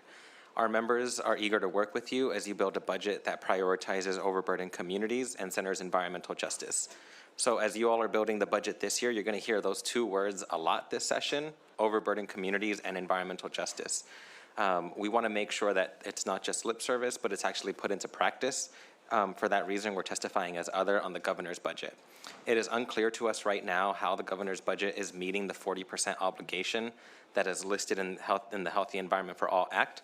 Specifically, our coalition would like to see investments in frequent, accessible, and affordable public transportation, climate resiliency, support for our workers and communities, energy affordability, weatherization and healthy homes, and green infrastructure and food systems. We also want to make sure that community members are actively involved in this decision-making process with state agencies, with the state legislature, and with the governor's office. Thank you for your time. Thank you, Mr. Rogel. Representative Bergquist. Andrew, go ahead. Good evening, Chair Ormsby and members of the committee. My name is Andrew Calkins, and I work at the King County Housing Authority, and today I'm testifying on behalf of the Association of Washington Housing Authorities. We're deeply appreciative of the governor's inclusion of $11.7 million in his budget for the Department of Families, Youth and Children for an innovative housing and child welfare collaboration. The appropriation would allow for a nationally innovative collaboration between DCYF and the state's public housing authorities and other interested nonprofits with a chief aim of increasing access to stable, affordable housing for families, children, and youth involved in the child welfare system. The appropriation would match state-funded support services with housing voucher assistance equal to more than $26 million per year. And support services would help families access and maintain their housing over the long term. It's a smart investment and the right thing to do. I encourage you to include this appropriation in the final budget. Thank you, Mr. Calkins. Representative Bergquist. Thank you, Mr. Chair. Jenny. Good evening, Chair Ormsby, members of the committee. Jenny Plaja, and I'm here on behalf of the Office of Superintendent of Public Instruction. We've signed in as other. We are certainly grateful to see some of the investments in special education, educator workforce, specifically the teacher residency program, in maintaining investments in support staff in our schools, and for other community investments such as early learning, childcare, and mental health. Many of the needs you'll be hearing from our K-12 communities, from our public schools, are not new, yet arguably they are more important than they've ever been. We are in recovery, and we are really hopeful to work together with all of you to prioritize some of the key areas we've been talking about for years now, including fully funding services for students with disabilities, continuing to make progress on our student transportation funding model, and providing all students with school meals as part of showing up to school, among other things. Now is not the time to pull back on our K-12 investments. Thank you so much for all that you do and for the decisions that you have in front of you over these next couple of months. Thank you, Ms. Plaja. Representative Bergquist. Thank you, Mr. Chair. I'll bring up our next in-person panel. That's Logan Barr, Megan Veith, and Nora Sealander. And first up to testify remotely is Brad. Go ahead. Thank you, Chair Ormsby and committee members. I am Brad Forbes with the Alzheimer's Association, here testifying today in support of the proposed budget. This budget makes critical investments to support the needs of Washingtonians living with dementia. Thank you for continuing to fund the work of the Dementia Action Collaborative, including money to continue the expansion of the Dementia Friends Anti-Stigma and Public Awareness Program. Additionally, thank you for expanding the investment in our state's long-term care ombuds program so that every resident of long-term care can access the services they need. I'd like to respectfully ask that you add $1.734 million to expand the Dementia Resource Catalyst pilot program to 2 additional sites, bringing the total number of sites to 4. Dementia Resource Catalysts are positions housed within AAAs that work to fill gaps in services to people with dementia living in their own homes, allowing people to live independently as long as possible and preventing expensive long-term care placements. Thank you. Thank you, Mr. Forbes. Joan, go ahead. Thank you, Mr. Chair and committee members. I'm Joan Miller with the Washington Council for Behavioral Health. We want to thank the governor for including a 7% Medicaid rate increase for community behavioral health providers. Our system continues to face extraordinary workforce challenges resulting from years of low Medicaid rates. These low rates translate into low salaries, leading to a massive exodus of staff. Compounded with inflation, it has left us unable to meet the rising needs in our communities. An unprecedented 74% of our providers have limited or closed outpatient admissions. On average, it takes almost 9 months to fill critical positions. This has resulted to more and more people going into crisis. We can't fix this without your help. Unlike other health systems, 85 to 95% of the people we serve are on Medicaid. This means our providers do not have a varied payer mix to help us balance out low Medicaid rates and allow us to pay competitive salaries. Last year, Oregon raised Medicaid behavioral health rates by 30%. We urge you to build on the 7% included in this budget and make a bold investment so we can provide the treatment that is so urgently needed. Thank you so much for this opportunity. Thank you, Ms. Miller. Representative Berquist. Thank you, Ms. Chair. Liz, go ahead. Good evening, Chair Ormsby and committee members. My name is Liz Troutman, and I'm the Government Affairs Director at Stand for Children Washington. We also convene the High School Success Coalition.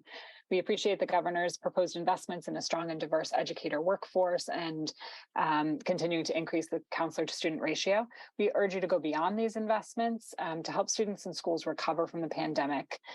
First, please sustain and expand the proven ninth grade success teams approach. Schools with these dedicated teams see double-digit increases in the rate of students who pass their classes in ninth grade, and this is a strong predictor of on-time graduation. Second, invest in ensuring that all students are able to access dual credit programs such as college and high school, Running Start, and CTE dual credit by eliminating financial barriers to participation. There's currently a 14.5% dual credit participation gap between students from low-income families and their peers from middle and higher income families. Lastly, we urge you to continue to focus on identifying the most promising practices for learning recovery so we can target resources most effectively. We also echo the comments on the importance of special ed funding. Thank you. Thank you, Ms. Troutman. Representative Berquist. Thank you, Ms. Chair. We're going to call one more remote panel up before a short break, I think. I may do 4 this time, I'm sorry. It's Jorge Barone, Alicia Kingston, Quinn Rossborough Dalen, and Austin Shu. And who would like to start us off? That is Nora. Go ahead.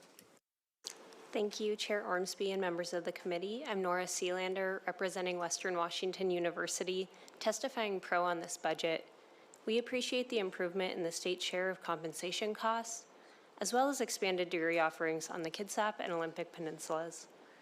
While this budget includes funding for new graduate degrees in the clean energy sector, we hope that you will also consider funding proposals for electrical and computer engineering, as well as an expansion of computer science offerings. We also appreciate funding for first-year retention initiatives. Research shows that lowering the faculty to student ratio makes a significant difference in course completion. Finally, we appreciate that this budget restores the policy of funding campus building repairs and preventative maintenance with general fund dollars. Thank you. Thank you, Ms. Sealander. Representative Berquist. Thank you, Ms. Chair. Logan. Good evening, Chair Ormsby and members of the committee. I'm Logan Barr, State Relations Manager with Tacoma Public Utilities, testifying in support of the governor's budget. We provide electric, drinking water, and rail services to over 400 customers in the city of Tacoma and surrounding areas. We are particularly supportive of proposed spending on improving air quality in overburdened communities, reducing emissions in difficult to decarbonize sectors such as maritime, investments to promote the hydrogen economy, and support for low-income folks and small businesses that are seeking to reduce their emission footprints. We appreciate the governor's continued support for our clean energy future that in particular includes investments for our most vulnerable residents. Thank you for your time, and I look forward to continued conversations.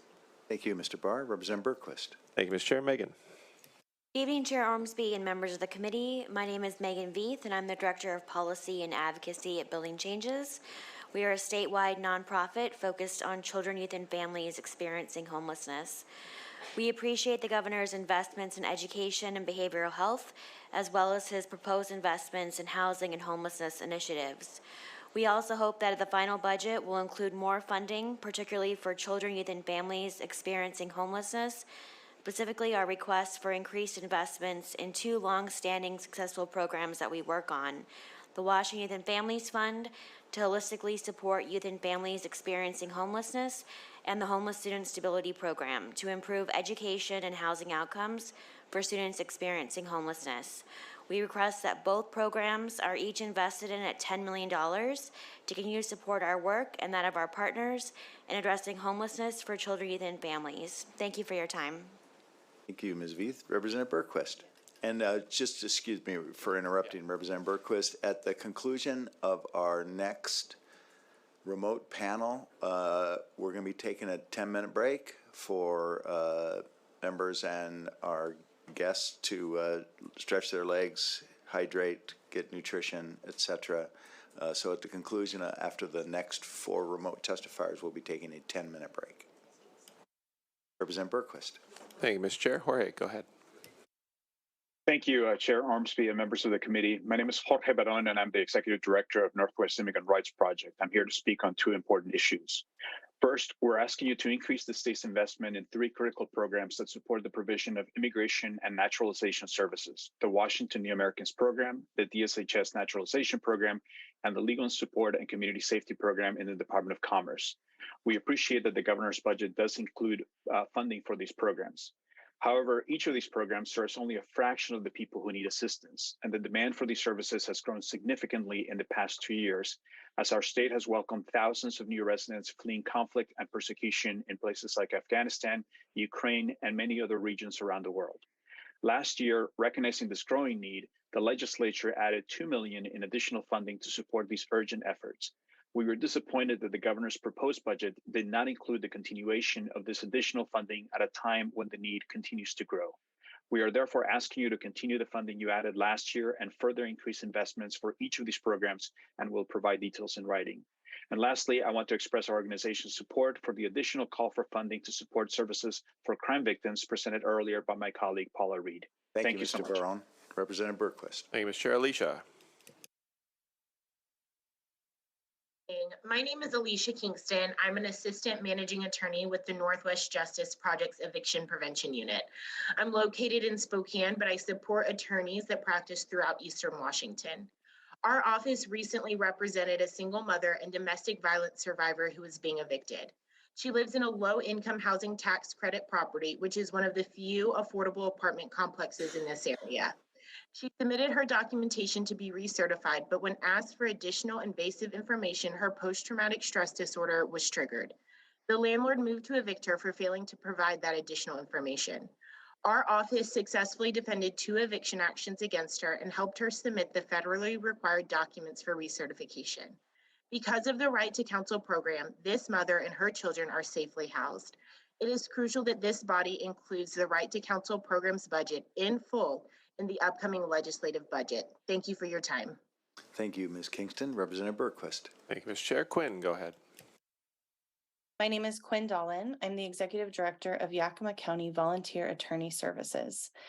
I am asking you to fully fund pre-eviction civil legal aid and right to counsel. In 2019, in Yakima County, 469 evictions were filed. We helped approximately 35 people facing evictions that year.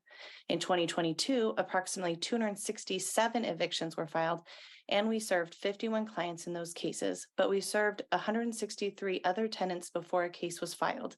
This funding is working. It's allowing tenants to negotiate and resolve issues before cases are filed, which prevents an overworked court system, and it's giving people an attorney once cases are filed. Not everyone who has an attorney is able to keep their housing, but they do have better outcomes.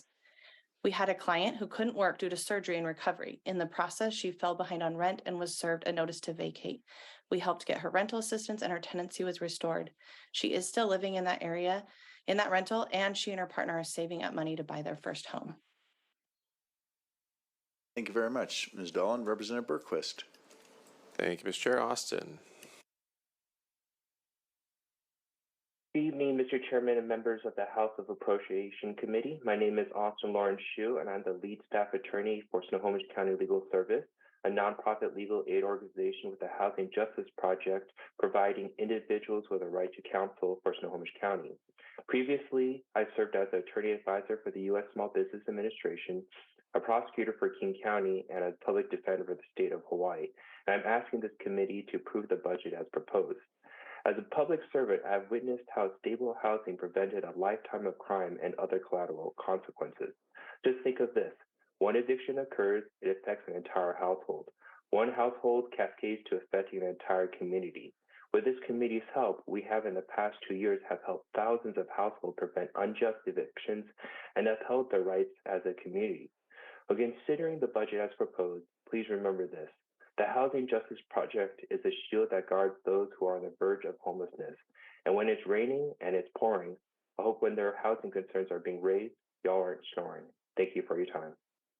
Thank you, Mr. Shue. And with that, we will take an 8-minute break and return at 5:50. House Appropriations Committee will come back to order to continue public testimony on House Bill 1140. Representative Gregerson will be taking over the reins for testimony. Representative Gregerson. Thank you, Mr. Chair. We're going to start with calling up the panel for in person with Larry Jefferson, Mark Johnson, and Ian Goodhue. And then we're going to move down to the remote so we can call them in.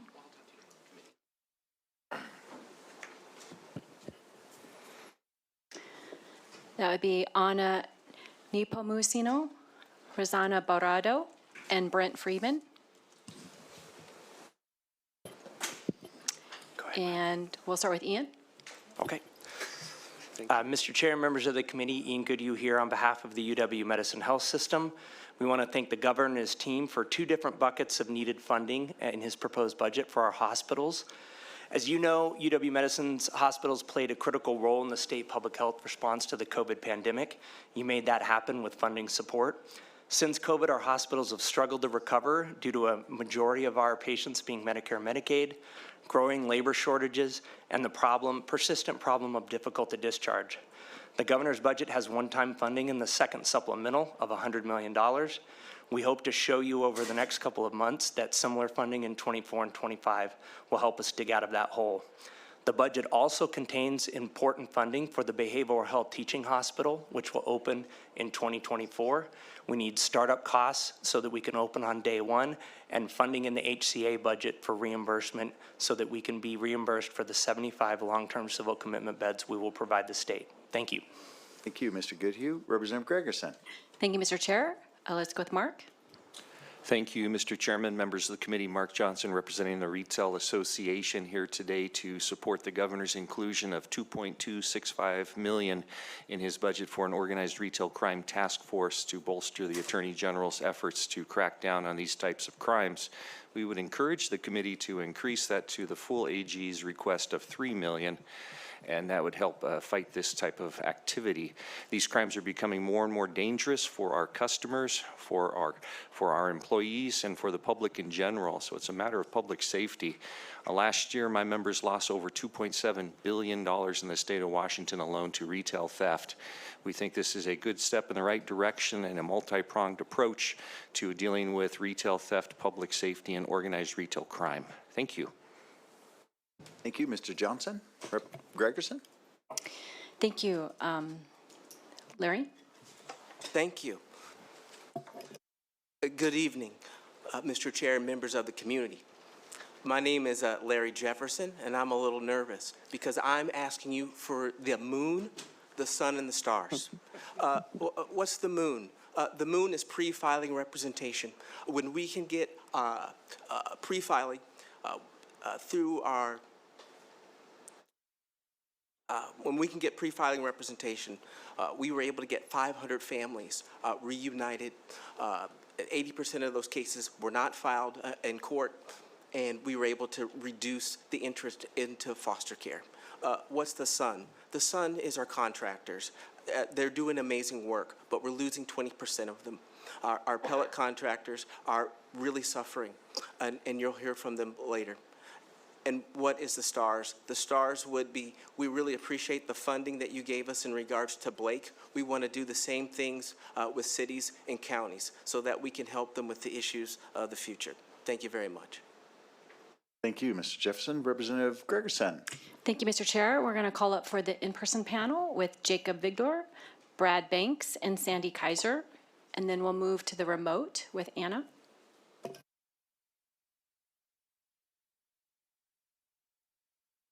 Thank you, Chair Ormsby and committee members. I'm Anna Nepomuceno, Public Policy Director for NAMI Washington. I want to thank the governor for his continued investments in behavioral health. Specifically, I want to call out the $106 million investment in the behavioral health workforce and the 7% reimbursement rate increase. The feedback we receive from our members is that there simply is not enough behavioral health providers to meet the growing needs in our state. These investments will increase the workforce, allowing better access to care. I also want to thank the governor for the proposed $190 million investment to increase bed capacity through community-based treatment centers, the University of Washington Behavioral Health Teaching Hospital, and forensic beds at Western State Hospital. We look forward to continuing to work with you on a budget that meets the behavioral health care needs of Washingtonians. Thank you. Thank you, Ms. Nepomuceno. Representative Gregerson. Thank you, Mr. Chair. Rosanna?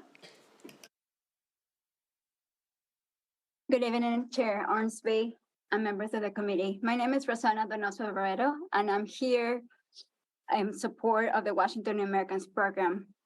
I am the One America Citizenship Senior Manager.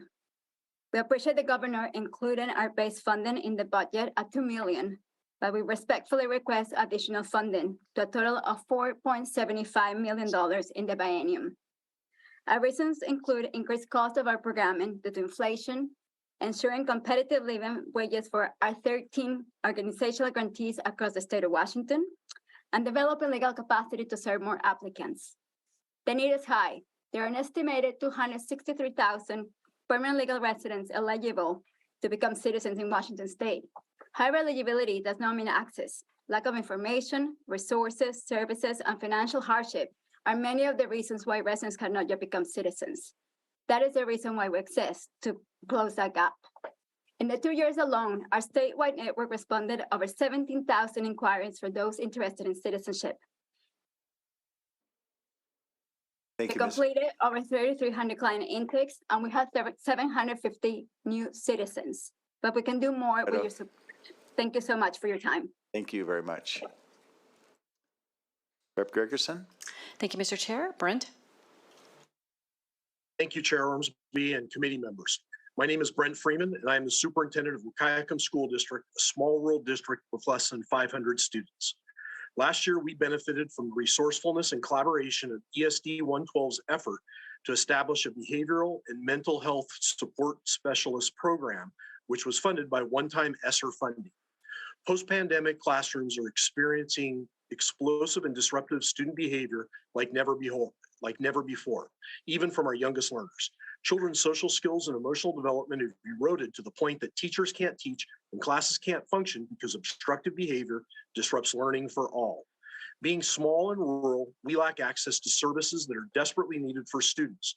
Furthermore, the prototypical model doesn't fund the necessary staffing to support this demand. I ask legislators to consider including funding for mental and behavioral health support in this year's budget. The benefit of providing the ESDs with support for sustainable mental health programs is tremendous, while the cost of neglecting to fund it is too great to ignore. Thank you. Thank you, Superintendent Freeman. Representative Gregerson. Thank you, Mr. Chair. Let's call up for the remote panel, Pat Myers, Fred Yancey, and Brett Anton. And then we'll move to the in-person. Let's start with Jacob. Thank you. Chair Ormsby, members of the committee, I appreciate the opportunity to speak with you today. You've heard about recruitment and retention challenges for state employees. For faculty, there's a very similar story to tell. I can tell you that in my day job, I teach quantitative methods at the Evans School of Public Policy. As of last year, I was one of 3 instructors on the faculty providing quant methods instruction, and now I'm the only one left. So our attrition rate has been pretty high. We are going to need to recruit people, and the funding that's in the governor's budget for salary increases, compensation improvements will really help. We are really encouraged by the fund split arrangements. So it's been a pattern for the past decade or more that appropriations from the state are supposed to be matched with additional funds from tuition. Seeing that number increase to about 2/3 support from the state really helps us to reduce the amount of pressure that we have on raising tuition. As faculty, our greatest interest is in making sure that financial barriers to higher education are minimized, and with more generous compensation from the state, that keeps the pressure off tuition. Thank you very much. Thank you very much. Rep. Gregerson? Thank you. Let's go with Brad. Thank you, Representative.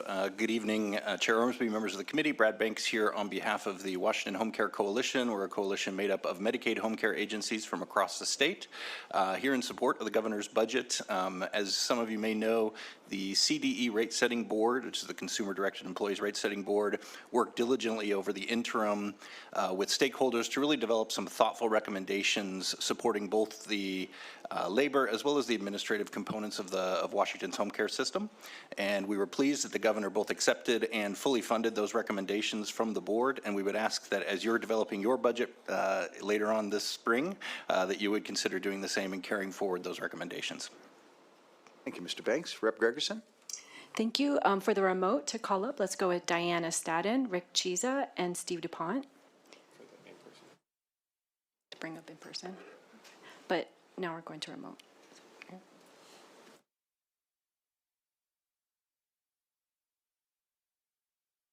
We'll go with Pat. Pat Myers.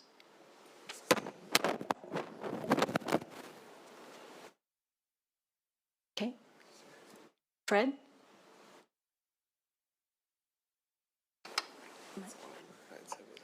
Okay. And Brett. This is Fred Yancey. Is that who you called? Yes, go right ahead, Thank Mr. you. Yancey. Thank you. My name is Fred Yancey, and I'm speaking on behalf of the Washington State School Retirees Association. Sorry, let me turn my video on so you can see that I'm a live person here. I'm speaking on behalf of the Washington State School Retirees Association. This is an organization of retired educators whose careers were spent educating and guiding the young people in this state. In fact, they may well have been your teachers, your bus drivers, or even touched your parents' lives. We are appreciative of the governor's inclusion of a 3% cost of living increase for retirees in TERS Plans 1. This affects over 71,000 retirees who are mostly women with an average age of 76. Of the 14 retirement plans offered by the state, only these two do not receive automatic COLAs. All others have received annual 3% COLAs, and the Plan 1 COLAs were taken away by the legislature in 2011. Since that time, there have only been 1.5% and 3% COLAs. As you draft your budget, we would like you to increase the COLA to at least match the 8.7% increase coming in Social Security. Our members have lost purchasing power over the years, and inflation and living costs such as food and medical have continued to increase. Please remember that their pensions are based on salaries paid in the late 80s, nowhere close to modern salaries. Thank you, Our Mr. members will Yancey. be. Thank you. Thank you for your time. Thank you. Representative Gregerson. Thank you, Mr. Chair. Brett? Good afternoon, everyone. My name is Brett Antone from UW's Institutional Climate Action. I am testifying in favor of the governor's budget, specifically line 8, page 302 of both bills, for the decarbonization of the university. As I speak, 90% of California is under flood risk. Afghanistan, Pakistan, and India are recovering from record floods this fall that killed thousands. Your legislators of the state of Washington, in which record nearby fires blanketed the state in smoke this October. So how does the UW fit in? The University of Washington is an institute of leadership, whether it recognizes that or not. Colleges across the state and country look to UW, a top 7 global responsibility, to understand what university responsibility means. In that sense, decarbonizing UW takes advantage of Sorry, I can hear someone else. Okay. Takes advantage of our scientific and educational expertise, and it puts the university in the perfect place to set the right example. Changes at UW will provide a blueprint for educational and corporate institutions across the state and start a cascade of decarbonization. Funding this change is what's up now. Funding it and the blueprint is how we get there. Thank you. Thank you, Mr. Anton. Representative Gregerson. Thank you, Mr. Chair. So calling up for the remote is Adam Balut, Nicole Mazin, and Jennifer Justice. And then let's go with Diana. Good evening, Chair Ormsby and members of the committee. My name is Diana Stadden with the ARC of Washington State, advocating for people with intellectual and developmental disabilities. We have a problem. We've got a three-legged stool that's broken. For people, we have children and adults living in hospital rooms. They don't leave, they just live in that home room, often for over a year. We have people stuck in the state institutions that, by federal law, they have the right to request to leave. Some of them have been there for over 2 years waiting to leave. There's just not enough out there in the way of housing supports, in the way of supports and services that they need in that house, and the workforce that has expertise to help people who have really complex needs. We have children who are shipped out of our state and go to Utah or go to New Jersey because the school districts can't serve them. They don't have the programs and the funding to do that. But they pay $620,000 a year for one student to be shipped away from their family. Thank you, Ms. Stadden. Berquist, or I'm sorry, Representative Gregerson. It's okay. Muscle memory. Second best here. Steve? Thank you. Good evening, Chair Ormsby, members of the committee. I'm Steve DuPont, representing Central Washington University, and we are overall in support of the governor's proposed operating budget. Our top priority for the operating budget this year was to make some progress on the comp fund split that you've heard from the other higher education institutions. Unfortunately for Central, the governor's budget did not make any progress on that, just held the status quo, which we believe is too bad, especially because we serve over 90% resident students, in-state undergraduate students who pay the lowest rate of tuition, and that's the expected fund source for the unfunded state portion of those COLAs. We do really appreciate the governor's proposed budget funds $2 million for our student success package. This is incredibly important since Central has a very high number of first-generation and underrepresented students, and they were disproportionately affected by pandemic-related learning loss. We also appreciate that the governor's budget partially funds our teacher shortage package, although we would encourage you to consider fully funding that, as it would increase dual language and STEM teachers. And finally, want to say thank you to the governor's office for doing the fund shift for facility maintenance. That's extremely important for preservation. And yeah, I'm done. Thank you.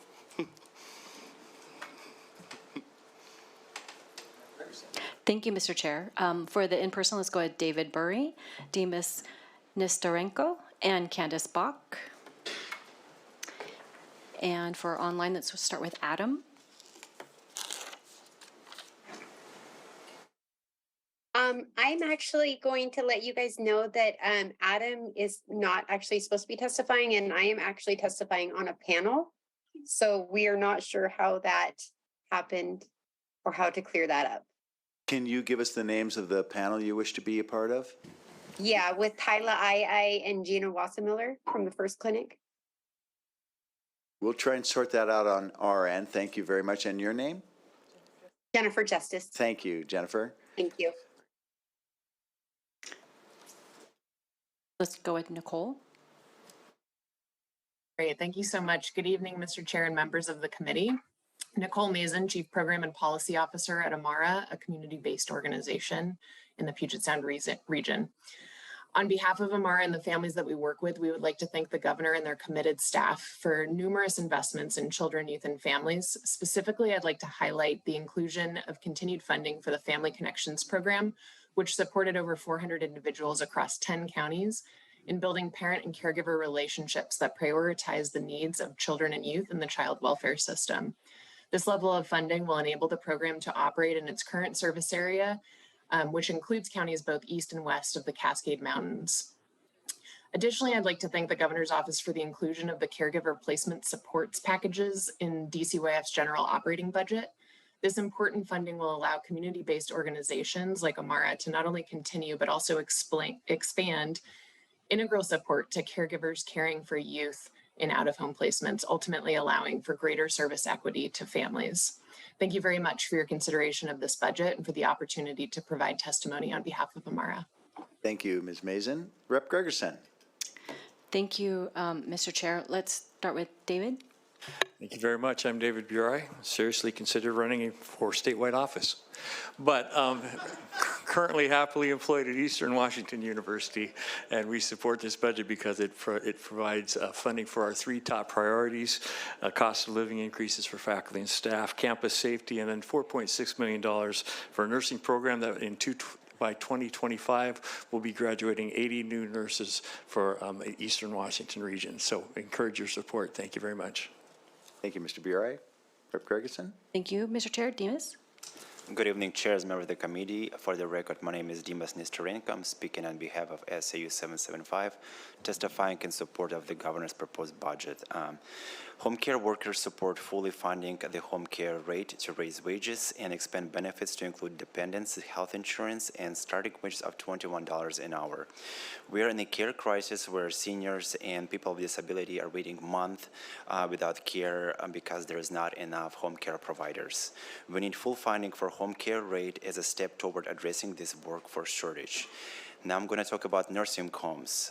The governor made a good start by providing significant funding for nursing homes. The legislature can improve on this allocation by advancing and funding policy legislation to sustain and update the rate system to catch up with cost and continue to invest in low-wage workers' wages. Nursing homes workers support funding policy change to implement annual rebates and annual inflation adjustment. Thank you. Thank you, Mr. Nestorenko. Rep. Gregerson. Thank you, Mr. Chair. Candace.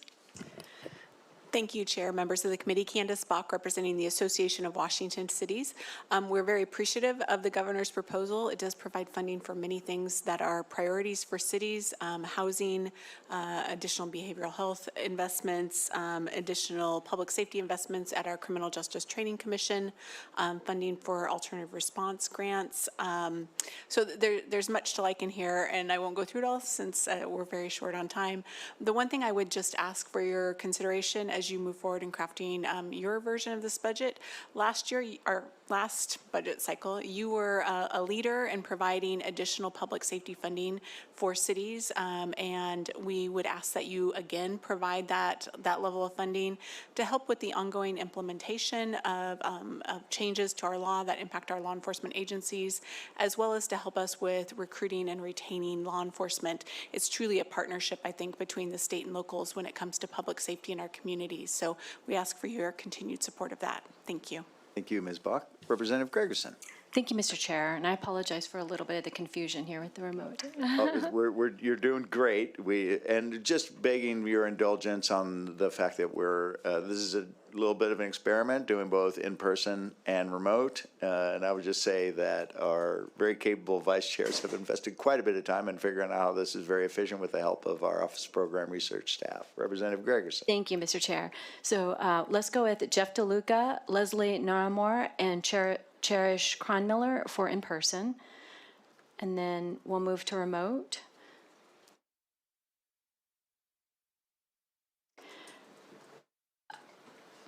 Tila Ai, Gina Wassmiller, and Jennifer Justice.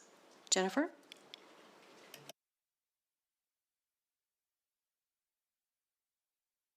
Go ahead, Tyler.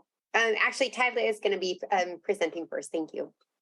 Good evening, everyone. My name is Tyler Ai, and I'm speaking on behalf of the First Legal Clinic, and I'm here in support of the governor's proposed budget. First Legal Clinic is a free legal clinic that provides high-quality legal representation and parent ally support for pregnant persons and parents of newborns at risk of CPS intervention. FIRST stands for Family Intervention Response to Stop Trauma, the trauma being the unnecessary separation of newborns from their family at birth. Our goals at the clinic are to improve the experiences families have with the child welfare system, prevent the removal of infants from their parents at birth, and end the cycle of trauma. Our clinic was fortunate to receive funding through the legislature in 2021, and that funding has been vital to our mission and has allowed us to serve the most vulnerable populations. Funding has allowed us to grow substantially, serving over 450 clients. 82% of our cases do not end up in the court system, and 59% of the children served by our program are identified as BIPOC. We're asking you to continue to sustain our work by fully funding the Office of Public Defense as presented in the budget. Thank you. Thank you, Ms. Ai. Representative Gregerson. Gina? Thank you, Mr. Chair and members of the committee. My name is Gina Wassermiller. As I sit in front of you today as a First Legal Clinic parent ally, you no longer see a mother who is homeless, in active drug addiction, hiding from her reality with the use of drugs. You no longer see a mother living in shame and guilt. As the parent ally with the First Legal Clinic, I am the person I wish I had in my personal journey. I meet mothers we work with in a vulnerable moment. I share my experience, strength, and hope with them to establish a safe space for them to open up to me. When they share what they need, I instantly start working on getting their resources set up for them. It can be drug and alcohol assessment, resources, treatment, or transportation to a 6-month inpatient. My experience as the First Legal Clinic has been the most rewarding for me personally. I've turned my past into my biggest strength. By you supporting the First Legal Clinic, you are being a part of the solution and reducing trauma to the infants being born right here in this Washington state. Thank you for allowing me to be vulnerable and speak about a program that is changing our lives. Thank you for sharing your lived experience, Ms. Wassermiller. Representative Gregerson. Thank you. Jennifer? Thank you, Mr. Chair, members of the committee. My name is Jennifer Justice, and I'm a parent ally with the First Legal Clinic. In 2017, I became involved with the child welfare system. During my involvement, I had somewhere between 4 and 6 caseworkers and just as many attorneys. I was scared alone, and the lack of stability and support that was provided to me ended up in 3,121-day dependency case that ended with a judge telling me that love was just not enough, and my rights were terminated. Losing my children was the most traumatic experience of my life. Again, in 2020, I became involved with the child welfare system. I was scared and untrusting, but was given a referral to the First Clinic, and it changed my life. The First Clinic not only provided me with the support from the first phone call, but taught me how to advocate for myself, provided me the skills and resources to sustain and support needed to be a mother. With the help of the First Clinic, my involvement with the child welfare system lasted 180 days and was trauma-free. Now, a little over 2.5 years later, I'm a parent ally with the First Clinic and have the gift of providing the same judgment-free support to mothers who are also facing having their newborns removed from their care. The First Clinic is the upcare stream that all mothers deserve, and I'm so proud to be a part of. Thank you. Thank you, Ms. Justice. Representative Gregerson. Thank you, Mr. Chair. We're going to call in for the remote panel, Mike Battis, Sean Latham, and Rob Huff.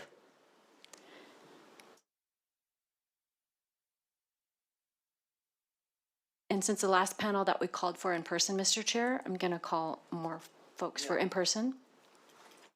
We have Diana Leon, Alex Davidson, Chris Mullick,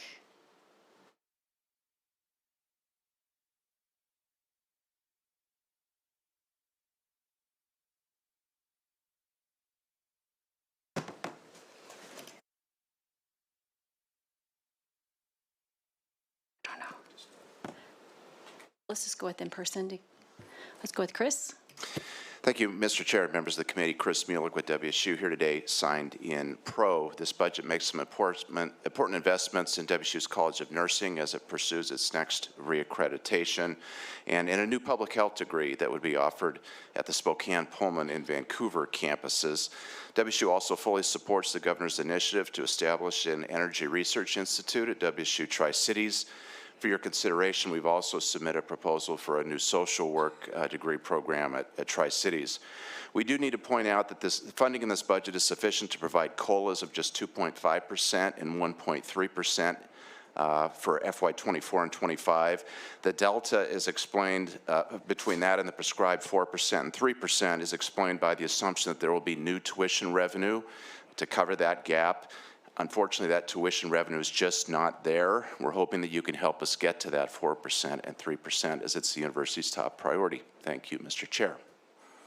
Thank you, Mr. Mullick. I neglected to turn the timer on, but I am certain that you came in well below the 1 minute time. Appreciate your modeling good behavior. Representative Gregerson. Thank you, Mr. Chair. Alex? Awesome. Thank you, Chair, Vice Chair Gregerson, Chairman Ormsby, and committee members. My name is Alex Davidson, and I'm representing the students of the University of Washington.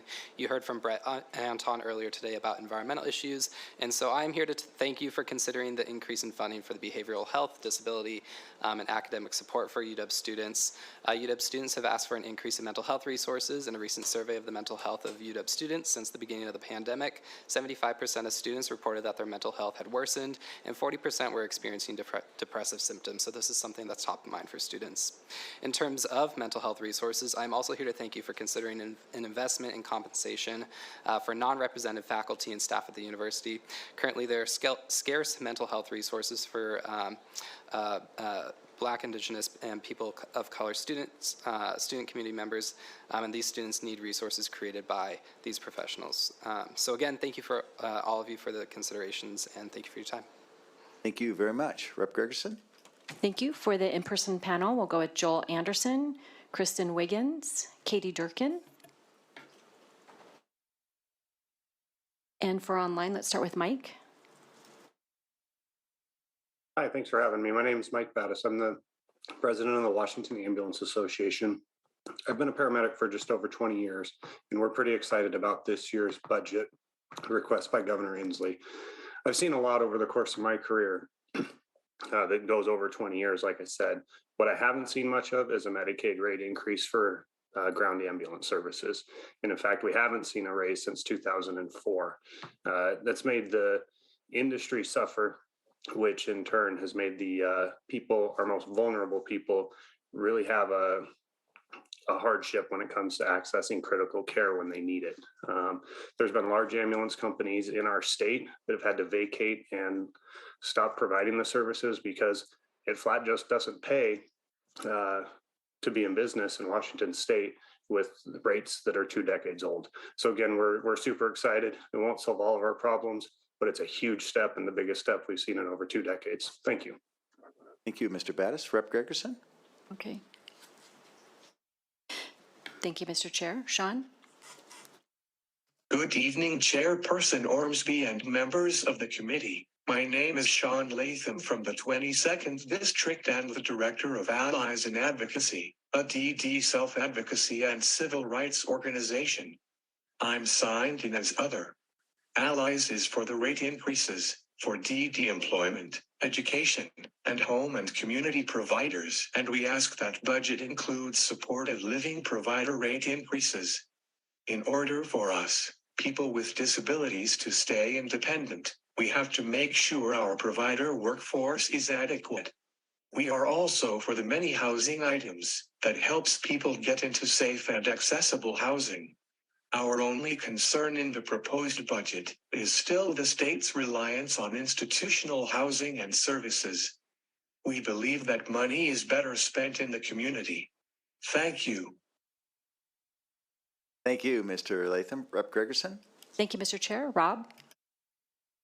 Hi, Chair and committee members. I am Rob Huff from the Washington Low Income Housing Alliance. I live in the 27th Legislative District in Tacoma, and I also work with the Tacoma-Pierce County Coalition to End Homelessness. Homelessness is a growing issue in Pierce County, where there are roughly 4,300 people who are homeless and just 1,300 shelter spaces to serve them. It's critical that the next biennial budget increases opportunities for those who are homeless. Homelessness prevention works, and providers in Pierce County are moving mountains to meet the needs of people. But the lack of affordable housing is a barrier that makes the work harder than it should be. As you draft your budget, please make sure we don't see a cut in homeless services, but instead look to increase funding for all programs. Pierce County and every county needs more support. Without this funding, the number of shelter spaces available will fall and more people will be forced to live outside in horrible conditions. Thank you. Thank you, Mr. Huff. Rep. Gregerson. Thank you, Mr. Chair. For the next remote panel, we'll have Martha Wyckoff, Deborah Essman, and Christopher Stanley. And for in person, let's go with Kristen. Thank you. Good evening, Chair and members of the committee. Thank you for your time this evening. My name is Kristen Wiggins, and I represent the Imagine Institute, which plays a key role in supporting the early learning workforce. We appreciate the governor's investment in early learning, and we look to the legislature to ensure there's a $4.6 million biennial investment in the final budget to support 3 early learning workforce items. First, building childcare businesses. Imagine You is a program that helps people open childcare businesses. We're on track to open 600 businesses by June that will serve up to 7,200 families across the state. We seek funding to continue opening 150 businesses per year. Second, sustain early learning entrepreneurs by helping them keep their doors open for business. We want to maintain the shared services hub that has 1,300 members. It saves members an average of $5,000 per year on back-end business supports like access to QuickBooks and receiving one-on-one record keeping and tax advice. Third is connection to resources through technical assistance. Imagine Institute's TA supports access to state grant programs for early learning providers. Thank you so much. Thank you, Ms. Wiggins. Rep. Gregerson. Thank you, Joel. Thank you, Madam Vice Chair Gregerson, Chair Ormsby, and members of the committee. My name is Joel Anderson, and I'm a student lobbyist for the University of Washington's Graduate and Professional Student Senate, representing over 15,000 graduate and professional students at the University of Washington, Seattle. Today, I'm testifying in pro on HB 1140, and want to thank Governor Inslee for proposing notable investments in mental and behavioral health resources, as well as the modernization of our campus's energy infrastructure. In the wake of the COVID-19 pandemic and its impacts on student well-being, these funds will help us improve UW's ability to ensure students' physical, mental, and emotional health. Additionally, other funds will allow our campus to better align sustainability efforts with other university strategic initiatives and refine our short and long-term approaches to decarbonization. GPSS asks all committee members to preserve these investments in the legislature's biennial operating budget and foster a healthy future for all students. Thank you for considering my testimony today and for listening. Thank you. Rep. Gregerson. Thank you. For the next in-person panel, there are 4 that are requesting to be together, so we're going to split one of them off. We'll do one, Diana Leon, and then we'll have Charlie Brown and Jennifer Smith. That's the next in-person panel. Oh, I'm sorry. Katie.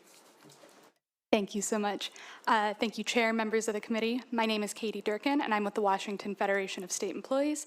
I am here to support the governor's proposed employee compensation package and our members' collective bargaining agreements. I would really like to remind you how important that these contracts are. They have pay and benefits that are not only necessary to addressing the dire retention and recruitment crisis that our state is facing, but also are fundamental to keeping our government running smoothly. We can't function without our state employees, and while Washington's population increased 26% over 20 years, staff capacity has only increased 5%, and now their pay is only 16% less than the market average, according to the state's own salary survey. Yesterday, I was able to hear from a child protective services supervisor who reminded me that for all of the pandemic, work did not stop for her agency. There are no remote options when it comes to saving children's lives. They were still doing home visits while we were on Zoom. When we're asking our state employees to work to support our state every day, let's also make sure that our state is working to support them. Please ensure that you fund our state employee contracts this session. Thank you so much for your time today. Thank you, Ms. Durkin. Rep. Gregerson. Thank you. We'll go to remote with Martha.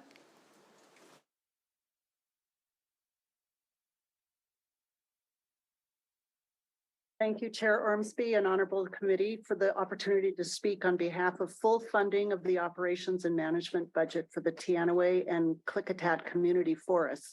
For the record, I'm Martha Wyckoff. I'm a volunteer for the forest, and my husband and I own a Timothy hay business in the Teanaway Valley. I appreciate Governor Inslee's proposed budget. However, full funding of the $2.8 million is essential for the long-term stewardship of this amazing state-owned asset. Also, the full funding will leverage other priorities that the governor has outlined, such as riparian habitat, fish passage, recreation, and so much more. $2.8 million will allow the Department of Natural Resources and the Department of Fish and Wildlife to carry on successful work that's been planned and set in motion already and is underway. recreation and trail building, fire access roads for safety and resiliency, and habitat restoration. So please support the full funding of the $2.8 million. It's important to the state so we can steward, manage, and protect this great investment. Thank you. Thank you, Ms. Wyckoff. Rep. Gregerson?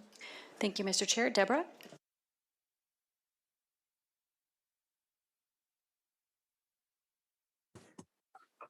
Good evening, and thank you, Chair Ormsby and honorable members of the committee. My name is Deborah Essman. I've lived in Kittitas County for 34 years, and I've been an active volunteer on the Teanaway Community Forest Advisory Committee for the last 10. I'm asking the legislature to please provide full funding of the $2.8 million requested by the Department of Natural Resources for operations and maintenance of the Teanaway Community Forest. I thank the governor for his proposed $1.5 million in his budget, but urge you to fund at the full $2.8 million. It's critical for DNR to continue implementing plans for the recreation part, which includes trails and campground development, road maintenance that's been already commented on, working lands, and restoration of habitat. The Teanaway Community Forest has become an iconic destination for outdoor recreation. It's a critical watershed. It is important habitat for many fish and wildlife species. We appreciate your continued support. Thank you. Thank you, Ms. Esmond. Rep. Gregerson? Thank you, Mr. Chair. Christopher? Good evening, Chair Ormsby, members of the committee. For the record, Christopher Stanley, Chief Financial and Management Officer at the Administrative Office of the Courts. I'd like to start my testimony with profuse thanks for the historic investment that the legislature made last session. Those funds are being put to good use and helping thousands of Washingtonians around our state. Much of our budget request this year revolves around continuing that good work. Work like therapeutic courts, the Blake implementation, family treatment courts, drug courts, and so forth. We've got some other details to share with you, particularly around court security. Last year, we heard loud and clear that the legislature wanted some local share in funding court security. So we've restructured our request, and we've come back with a matching grant program for your consideration. And I'm happy to talk to you more in depth about this outside this meeting. Finally, the Judicial Information Systems account is funded predominantly with traffic fines and fees. We've come forward with a proposal to move off of traffic fines and fees and onto the general fund. And again, I'm happy to talk to you more about that outside the meeting. Thank you for your time. Thank you, Mr. Stanley. Rep. Gregerson? Thank you. We're going to call up the next online panel with Lisa Greenwald and Karen Strickland and Jan Mitchell. And then we all move to Diana in person or Jennifer. Okay. Jennifer, would you like to go first? Oh, excuse me. I thought you said the next online. Good evening, Chair Ormsby and members of the committee. Thank you. I'm here to testify in support of the governor's budget and more specifically, full funding support for the Office of Public Defense budget. If you could state your name for the record, please. I'm Jennifer Smith. I'm the Executive Director of the Seattle Clemency Project. As the committee knows, beginning in 2020, there were some significant reforms at the trial court system that sent thousands of cases back to the trial courts for resentencing. Two of those measures, Senate Bill 5164 and Senate Bill 6164, reformed the three strikes law, gave prosecutors discretion to resentence in the interest of justice, and there were also several significant Washington Supreme Court decisions. The reforms did not come with sufficient implementation for resources for the implementation, and we started seeing that by hearing from the incarcerated population things like, I have not been screened. I don't know if I'm eligible for this. I haven't been connected with my defender. And we heard from defenders that they didn't have enough resources to do meaningful work on the cases. And so the Redemption Project of Washington pilot program supports the implementation of these trial level cases communication with the incarcerated population, supporting defenders, and reentry transition Thank you support. very much. Thank you. Mr. Brown. Good evening, Mr. Chair, Madam Vice Chair, Mr. Ranking Chair. Thank you for the opportunity to speak. I'm Charlie Brown. I'm here on behalf of the Pierce County Superintendents as well as the Federal Way School District. I am here signed in other on the governor's budget. I appreciate that he made some funding for special education, but frankly, it simply is not enough. Special education is basic education. School districts are funding millions and millions of dollars out of their local levies to cover costs in special education.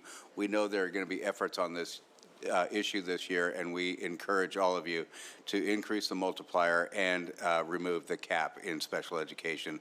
We also want to thank you for your work on student transportation. We encourage that funding as well. That's not in the governor's budget.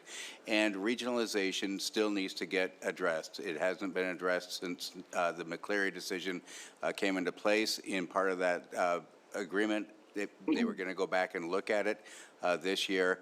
I would ask that you particularly look at it for the Bethel School District and the Federal Way School District, as well as the Vashon School District. Thank you very much, Thank you very much, Mr. Chair. Representative Gregerson, I just would like to note, I think we've concluded our in-person testifiers. So now we're going to have a little deja vu we have not, apparently. We have a couple of people. So if folks that wish to testify that have not yet testified, if you could come forward, then we can have you prime for so Representative Gregerson, if you could take it away. Thank you, Mr. Chair. Let's go with Lisa on our remote panel. Good evening, Chair Ormsby, Vice Chairs, members and staff. My name is Dr. Lisa Greenwald, and I am Kindering CEO. Kindering is a nonprofit that supports young children with disabilities. As a parent of a child that receives special education, I support your investments in special education. However, I am here testifying on House Bill 1140 because when we invest in special education, we must make sure that infants and toddlers are not left out, and they are in this budget. For children under age 3, services are delivered through the Early Supports for Infants and Toddlers program, ESIT, at DCYF. Although ESIT providers throughout the state are struggling to pay their staff, and although 85% of brain growth takes place before the age 3, this bill does not include the birth to 3 special education system. About 40% of children in ESIT make so much progress that by age 3, they no longer need special education, saving the state tremendous dollars. For these reasons, we urge you to include children with birth to 3 in your special education. We cannot leave our infants and toddlers with disabilities behind. Thank you, Dr. Thank you for your time. Representative Gregerson? Yes, thank you, Mr. Chair. Jean? Hello, my name is Gian Mitchell. I work for the Washington Housing Alliance Action Fund, and I'm from Spokane. I'm here to request that the legislature fully support the governor's appropriation of $39.5 million to eliminate the payback of benefits for recipients of the Age, Blind, and Disabled program. Last year, I worked for a small law firm in Spokane that helped people apply for Social Security disability benefits, and I frequently serve clients receiving ABD. One of our clients' experiences with ABD exemplifies the current issues with the program. Essentially, she received ABD, eventually won supplemental security income, and then much of her back pay was taken to repay DSHS. This woman was disabled, elderly, and extremely low income.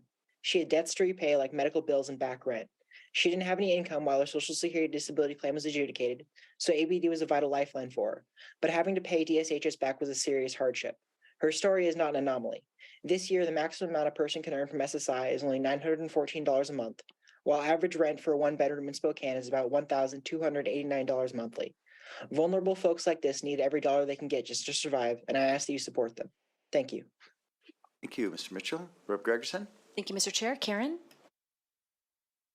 Thank you. Good afternoon, Chair Ormsby and committee members. Thank you for the time to speak to you regarding the governor's proposed budget. My name is Karen Strickland. I'm the president of the AFT Washington. I'm here today representing the thousands of faculty, classified staff, and pro staff who provide students with the opportunities and supports they need to succeed in their lives and their careers.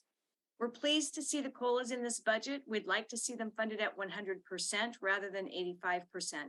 Colleges are struggling with enrollment declines, resulting in less revenue for the wide range of needs that we face, so full funding will make a real difference. Also troubling is the absence of a general salary increase for pro staff and faculty, whose salaries are roughly 14% below peers in other states, and for faculty, about 12% lower than K-12 teacher salaries. The low salaries of these highly qualified workers are resulting in turnover, unsustainable workloads, and disruptions to students' ability to access the variety of services they need to be successful. This harms these workers, students, and our state, which needs a well-educated public to participate in civic life and to fill the jobs in a wide array of industries, both public and private sector. On behalf of my members, I urge you to consider the harm done by shortchanging the CTC. Thank you so much. Thank you. Representative Gregerson? Yes, thank you. So let's move to in person. We have Laura Zarowski and Greg Link. And then for our remote, if we could bring in Mr. Flannery, Kevin Flannery, and then we'll do Dr. Scott Phillips and Rachel Myers. Thank you. And can we go to Laura, please? I'll start. Good evening, Chair and members of the committee. For the record, Laura Zarowski. I'm the Executive and Policy Director for the Washington Innocence Project. We are a nonprofit organization that is not in your budget. We don't receive state funding, but we work across the state of Washington on behalf of Washington state prisoners with viable claims of actual innocence. The human cost of a wrongful conviction really can't be quantified, whether it's the original victim of a crime who did not receive justice or the wrongly convicted person and their family who lost all of those years. But what can be quantified is the cost to public safety and the cost to local and state budgets when an innocent person is put in prison. I've had really those costs are enormous and they are avoidable. And I've talked with a number of you on this panel about different reforms that can be put in place, systemic reforms that need to happen to prevent these injustices. But the single most important thing that can happen right now that is most fundamental is making sure that we have a robust and stable and well-funded defense. So I'm here in support of the governor's allocation for OPD funding, especially with regard to increases in contract costs. Thank you. Thank you, Ms. Zarowski. Rep. Gregerson. Thank you, Mr. Chair. Greg? Good evening, Mr. Chair, members of the committee. My name is Greg Link. I'm the director of the Washington Appellate Project. We're a statewide appellate public defense office. We represent clients from all 39 counties in this state. As you heard Larry Jefferson, the director of the Office of Public Defense, say, that office's compensation rates for its contractors lag significantly behind that of the attorneys, of the state-funded attorneys those contract attorneys will face in court.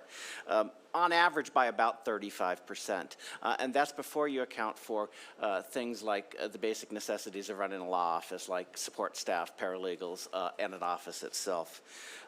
Despite these imbalances, these attorneys have fought for significant improvements in the Washington justice system.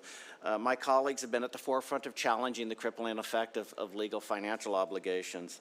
My colleagues have pushed back against racially motivated and jury selection issues and prosecutorial decisions. They've pushed back against racially motivated and disparate sentencing outcomes. The current state of funding, though, and even that's contemplated in the governor's budget, doesn't narrow that gap. It takes a step towards it. We'd ask you to close that gap in this biennial budget. Thank you very much. Thank you. Thank you, Mr. Chair. Before we move to the remote panel, I'd like to call up in the waiting for remote would be Jeff DeLuca, Leslie Naramore, Cherish Cronmiller, and Diana Leon. And then let's move to Flannery to finish the panel that was in person. Thank you, Mr. Chair. Good evening. I'm Kevin Flannery, and I'm a public defender in Whatcom County, and I was previously a public defender in Yakima County. I'm here on behalf of the Washington State Bar Association's Council on Public Defense, asking you to support the proposed budget for the State Office of Public Defense. As you may be aware, the courts and criminal justice system in Oregon are experiencing a crisis due to a shortage of public defenders. We cannot let Washington fall into that same crisis that has consumed Oregon. Nobody wins, not the courts, not prosecutors, not victims, and not the accused, when cases can't move forward because there aren't enough public defenders. The proposed funding for the Office of Public Defense advances key investments in compensation and recruitment to make sure that this doesn't happen. This isn't the sun, the moon, and the stars. This is key investments in basic services for core constitutional commitments. People are fighting every day in courts to preserve parent-child and sibling-sibling relationships, bringing to light systemic injustices in the course of challenging unlawful convictions. This is incredibly important work, and I ask the legislature to fund the governor's proposed budget for the State Office of Public Defense. Thank you, Mr. Flannery. Rep. Gregerson? Thank you, Mr. Chair. Rachel?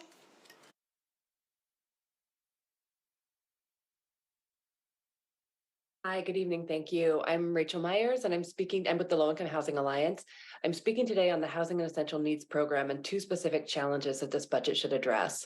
One is that it's not an entitlement, so that when funds run out, so does access to the program. The governor's budget increased funding by $15 million over the 2021 budget, but that is still more than $11 million below what you funded in 2023. Another challenge is that because it was created as a bridge to federal benefits, when people qualify for SSI or SSDI, HEN benefits end and people abruptly lose their rental assistance. Someone receiving SSI can afford only about $300 per month for rent, and this cliff is causing people to fall back into homelessness. A pilot program has been in place for several years to allow some HEN recipients to continue receiving rental assistance when they qualify for SSI or SSDI.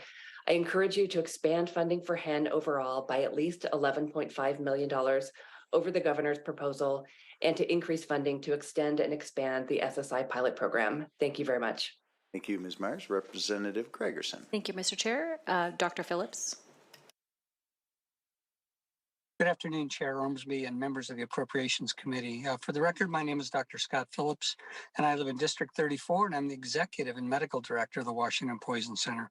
I'm here today in support of House Bill 1140. At the Poison Center, we do more than just help children and pass out Mr. Yuck stickers. Many of our patients are in a mental health or substance abuse crisis, and the Poison Center functions right in the center of that impact. In fact, in 2021, 40% of our adolescent patients called the Poison Center because they had taken a substance or a self-harm or a suspected suicide ingestion. Children calling us for help before telling an adult. I want you to imagine that scenario.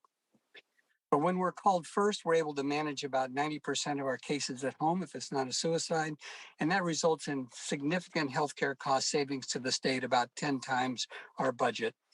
And with that, I want to urge you to vote in favor of House Bill 1140, and I want to thank the committee for the opportunity to speak, and good evening. Thank you, Dr. Phillips. Rep. Gregerson? Thank you, Mr. Chair. Before we move to our next panel, let's go ahead and move in Julie Patino, Alex Conley, Mike Lithgow, and then we'll move to Jeff, please. Jeff DeLuca.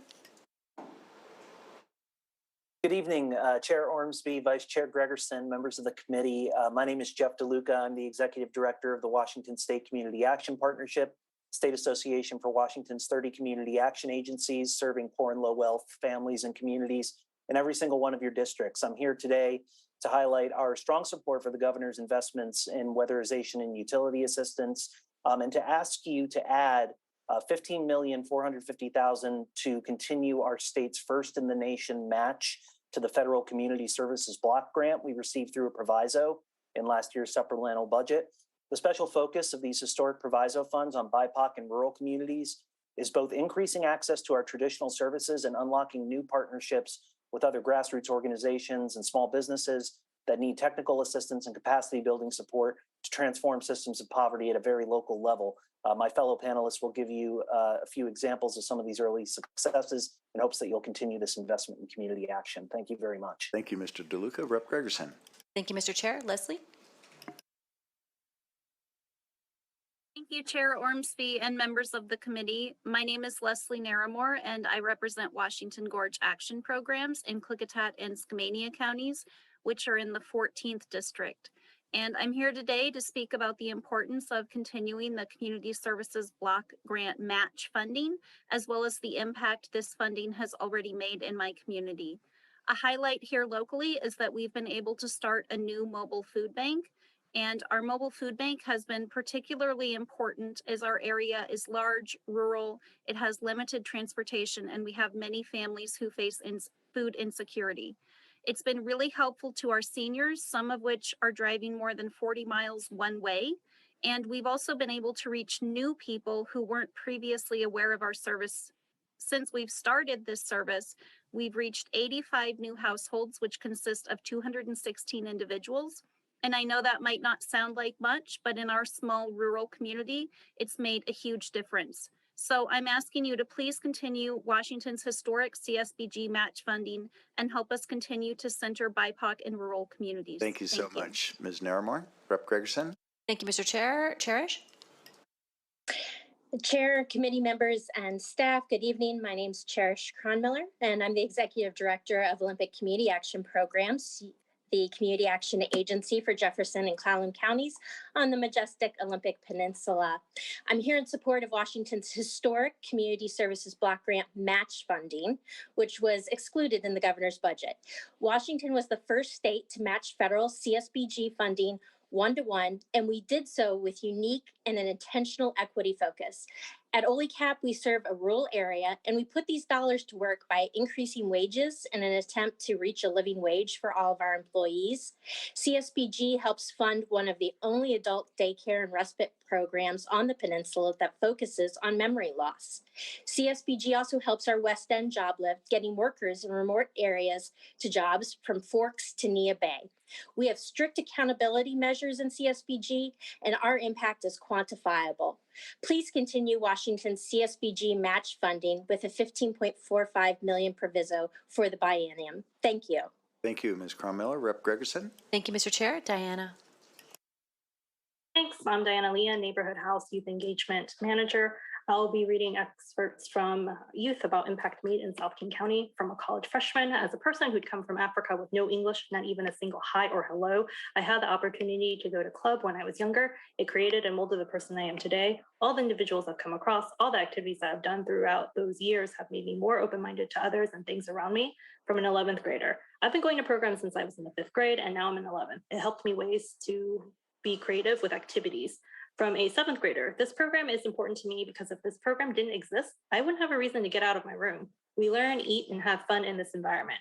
From a 5th grader, programs place like home for me. From a 2nd grader, they give us lots of responsibilities. They give us more adults to feel protected and safe. I love program because I have fun.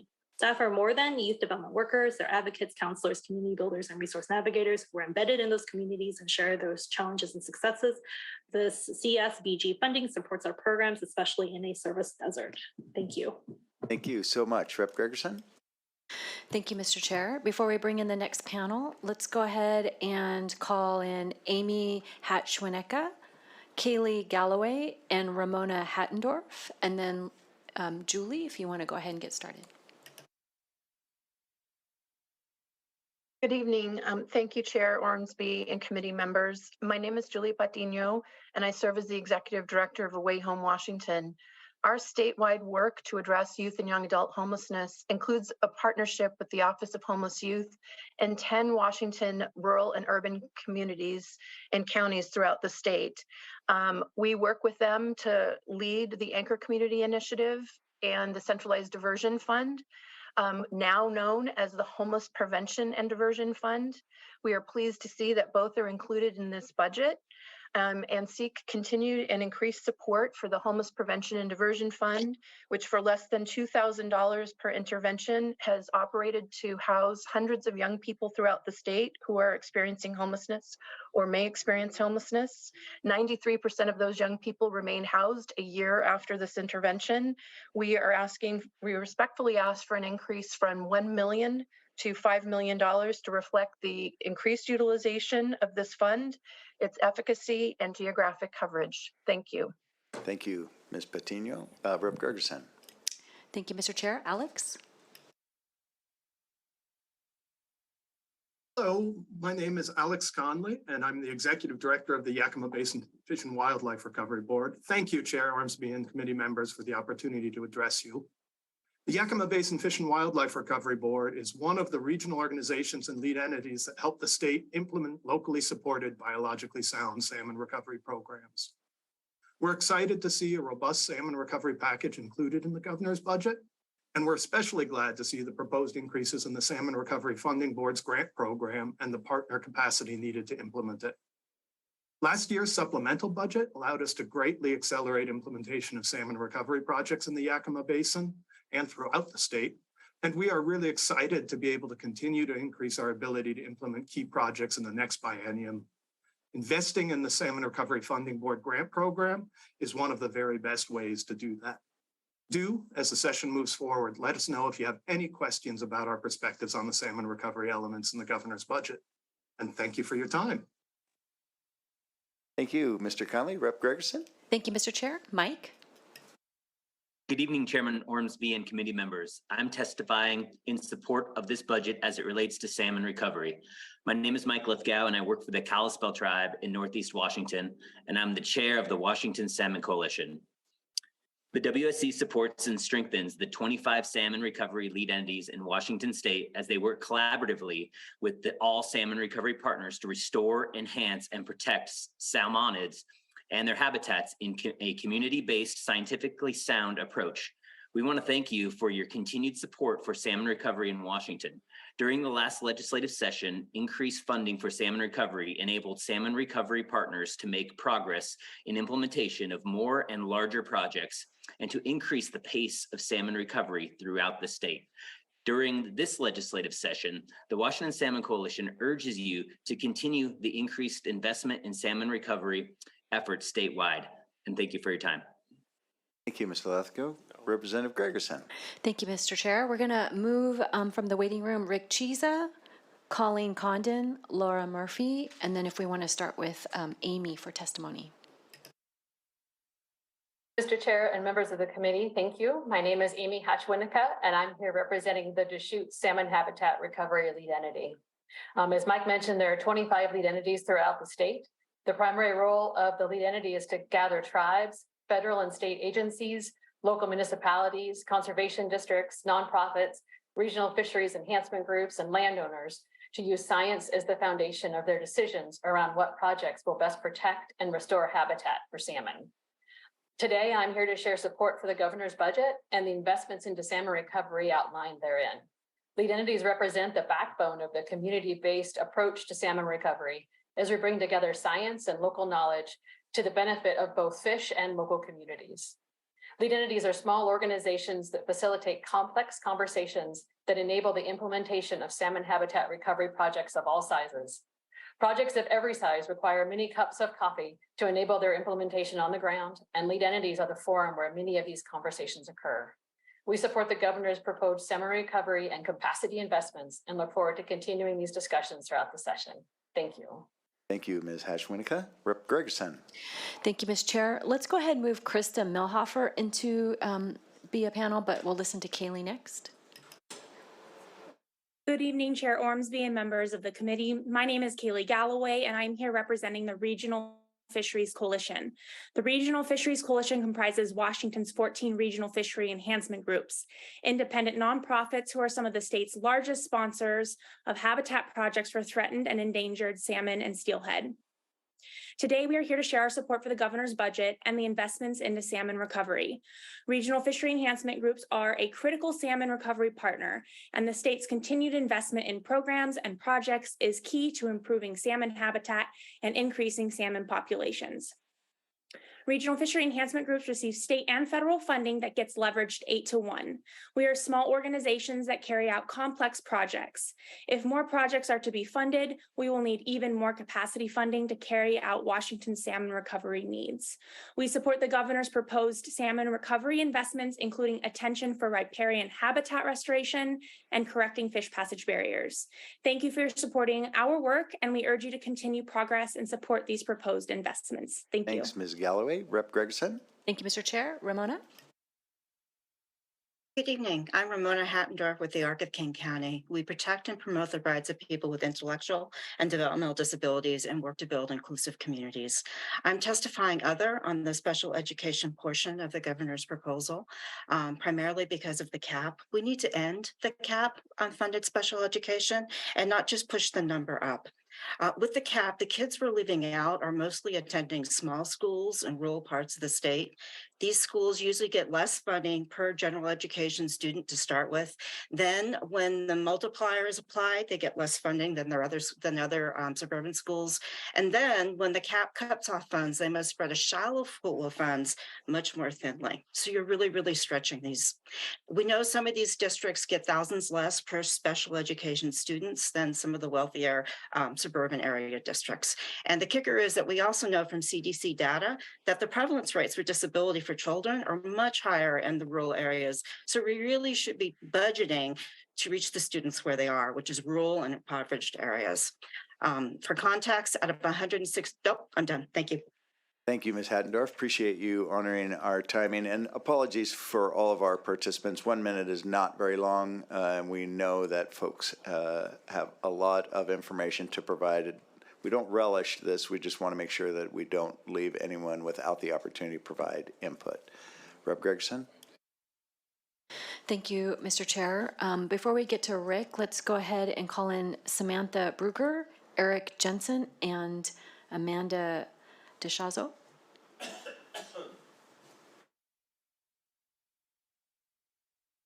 Rick. Thank you, Chair Ormsby, Ranking Member Stokesbury, and members of the committee. I'm Rick Chiesa with Public School Employees of Washington, representing 30,000 education support professionals. We thank you for the tremendous investments that were made in the current 2-year operating budget for our public schools and universities. These investments help equip our public schools and universities to more effectively meet the evolving needs of our student populations. Unfortunately, despite being the paramount duty of our state, the education share of this proposed operating budget is down dramatically from just a few years ago. This session, we ask you to please reverse this concerning trend. As the committee takes on the work of writing a new budget, PSC encourages you to prioritize funding for special education, child nutrition, and employee compensation. We look forward to working with you on these and other education priorities. Thank you very much. Thank you, Mr. Chiesa. Rep. Gregerson. Thank you, Mr. Chair. Laura. Thank you. My name is Laura Murphy, and I'm speaking on behalf of Washington Child Care Center Association. We would like to highlight the critical need for stabilization grants for child care businesses, which compose the majority of the child care industry, serving tens of thousands of children in Washington. Programs like the Paycheck Protection Program and DCYF stabilization grants were highly successful in supporting child care businesses and alleviating the need for drastic tuition hikes on families. Grants are not currently funded in the governor's budget. However, since the release of the proposed budget, our federal government has approved significant funding increases to the Child Care and Development Block Grant, which supports the bulk of our early learning budget. We know this increased funding would be best utilized by providing grants annually to child care providers to sustain child care centers, increase wages, benefits, and mental health supports for staff. WCCA will forward a proposed use of funds to committee members electronically in respect of your time. Thank you. Thank you, Ms. Murphy. Rep. Gregerson. Thank you. Krista. Hi, thank you. You've heard from SAIL and allies already. We'll round out their message to you. I'm Krista Melhofer. I'm the administrator for People First of Washington, a self-advocacy organization made up of over 1,000 individuals with intellectual and developmental disabilities who live throughout Washington state. We are signed in as other. None of our funding is impacted by the budget, but most of our members are.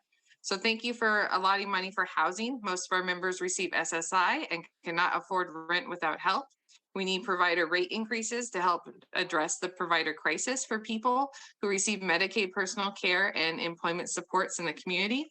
And we would like you to consider reallocating the $200 million in capital spending for 517 people who are in segregated DD institutions and put that into the Housing Trust Fund.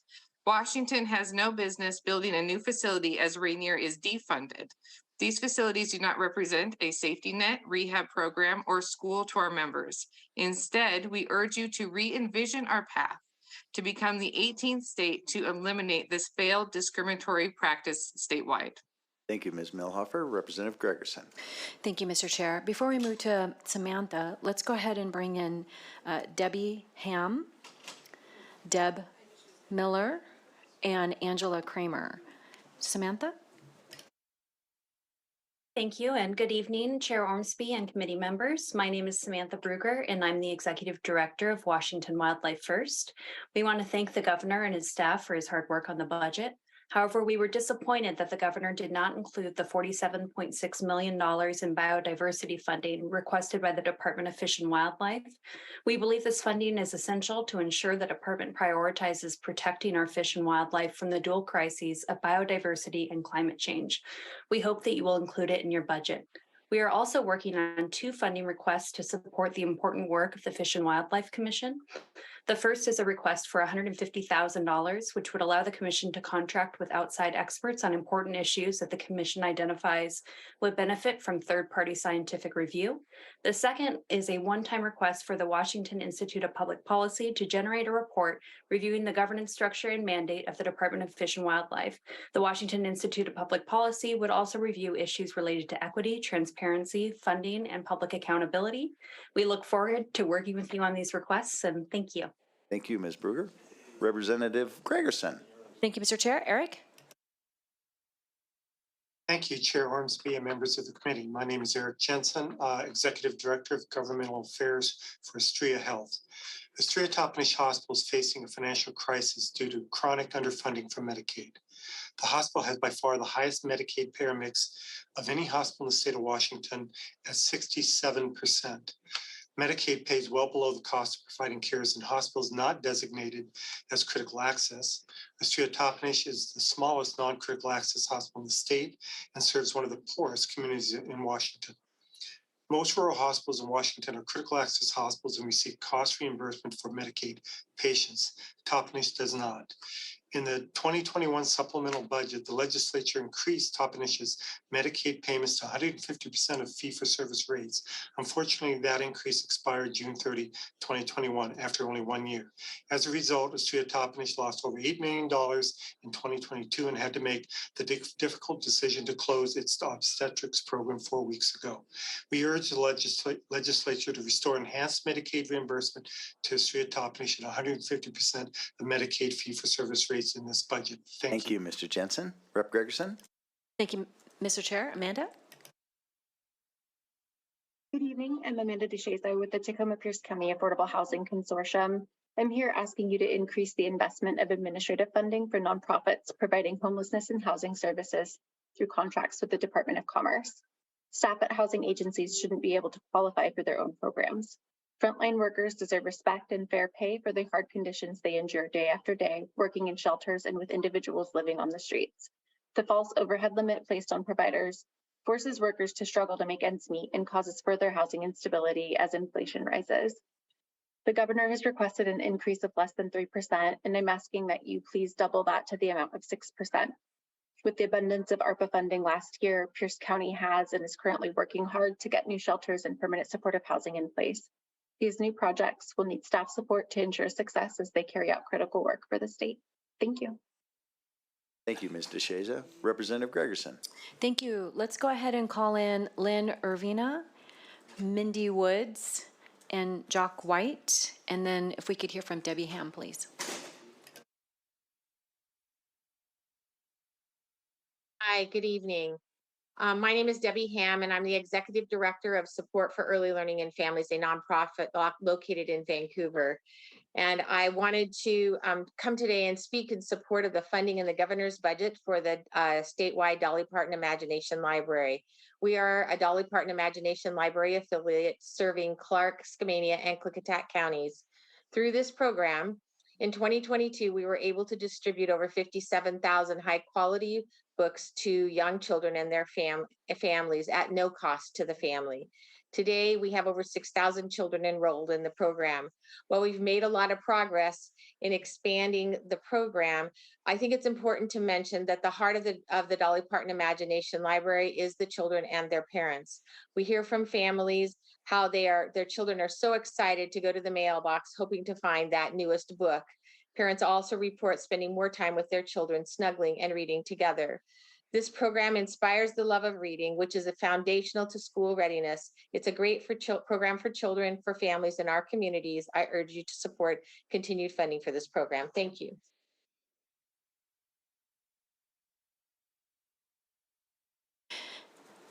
Deb?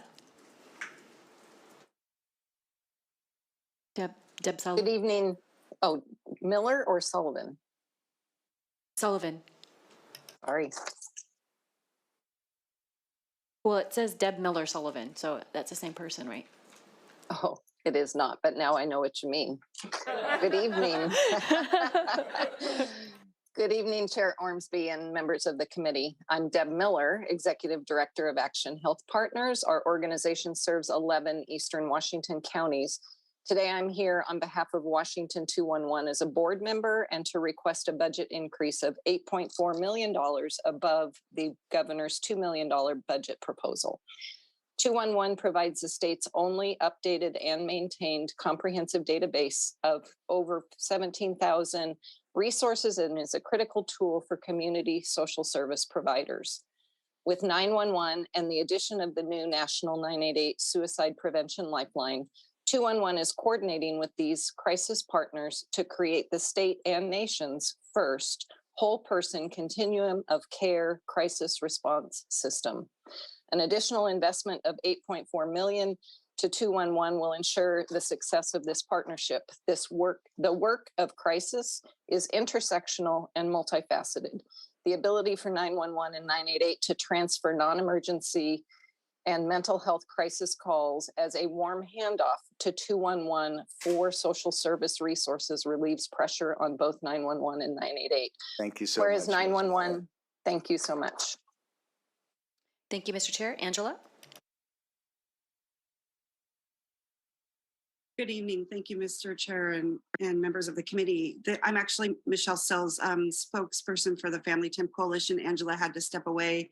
I own Legacy Family Time Services in Spokane. Family time occurs when children enter the state's foster care system.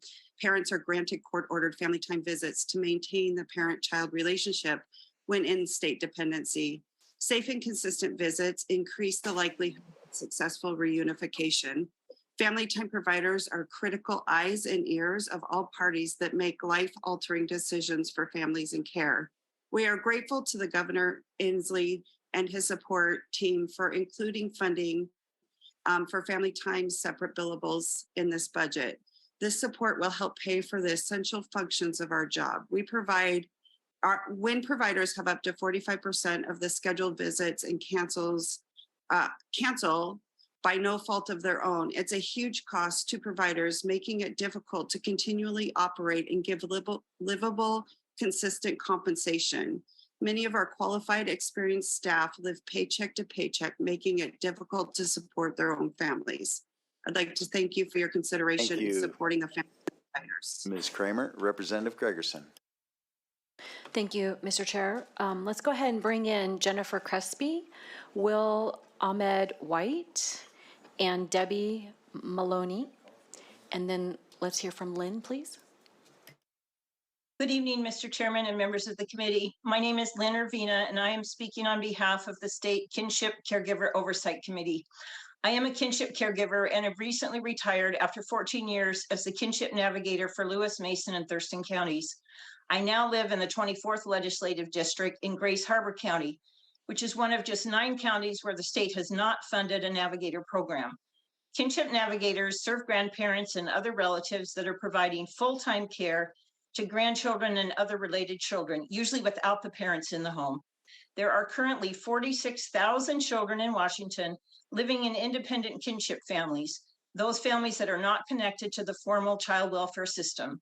These families save the state money while providing permanency and keeping children with their families and in their cultures. We have just 14.5 full-time funded positions for navigators in the entire state.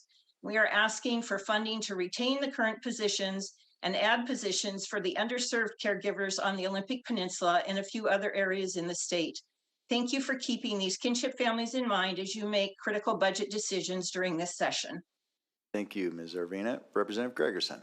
Thank you. Can we bring in Sean Egan and then we'll hear from Mindy?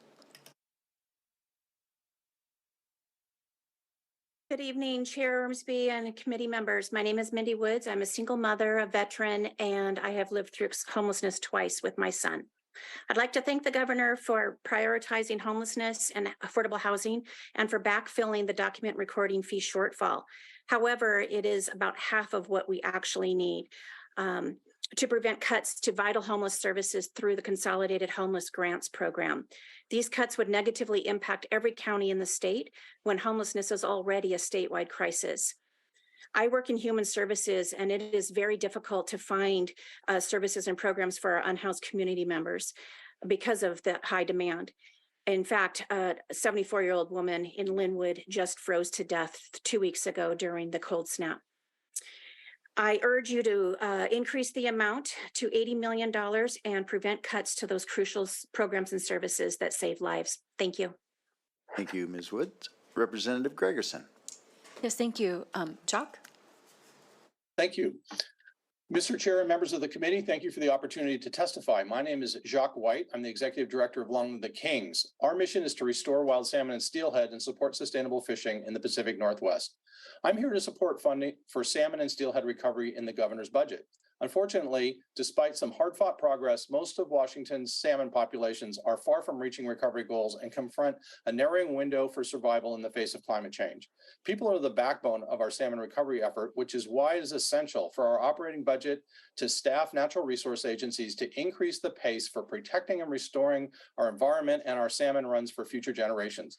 I'd like to specifically thank the legislature for supporting fish passage at the Hood Canal Bridge, where about 50% of migrating threatened juvenile steelhead currently die. This rate of mortality is similar to all 8 dams and reservoirs on the lower Snake and Columbia rivers combined. Your investments here support collaborative, science-based approaches to tackle this environmental threat. I hope you will continue the support for this important work as outlined in the governor's budget. When salmon and steelhead thrive, we thrive. Thank you very much. Thank you, Mr. White. Representative Gregerson. Thank you, Mr. Chair. Debbie? No. Debbie? Sean? I'm trying. No, I'm trying. It's here. Debbie? Right ahead, Debbie.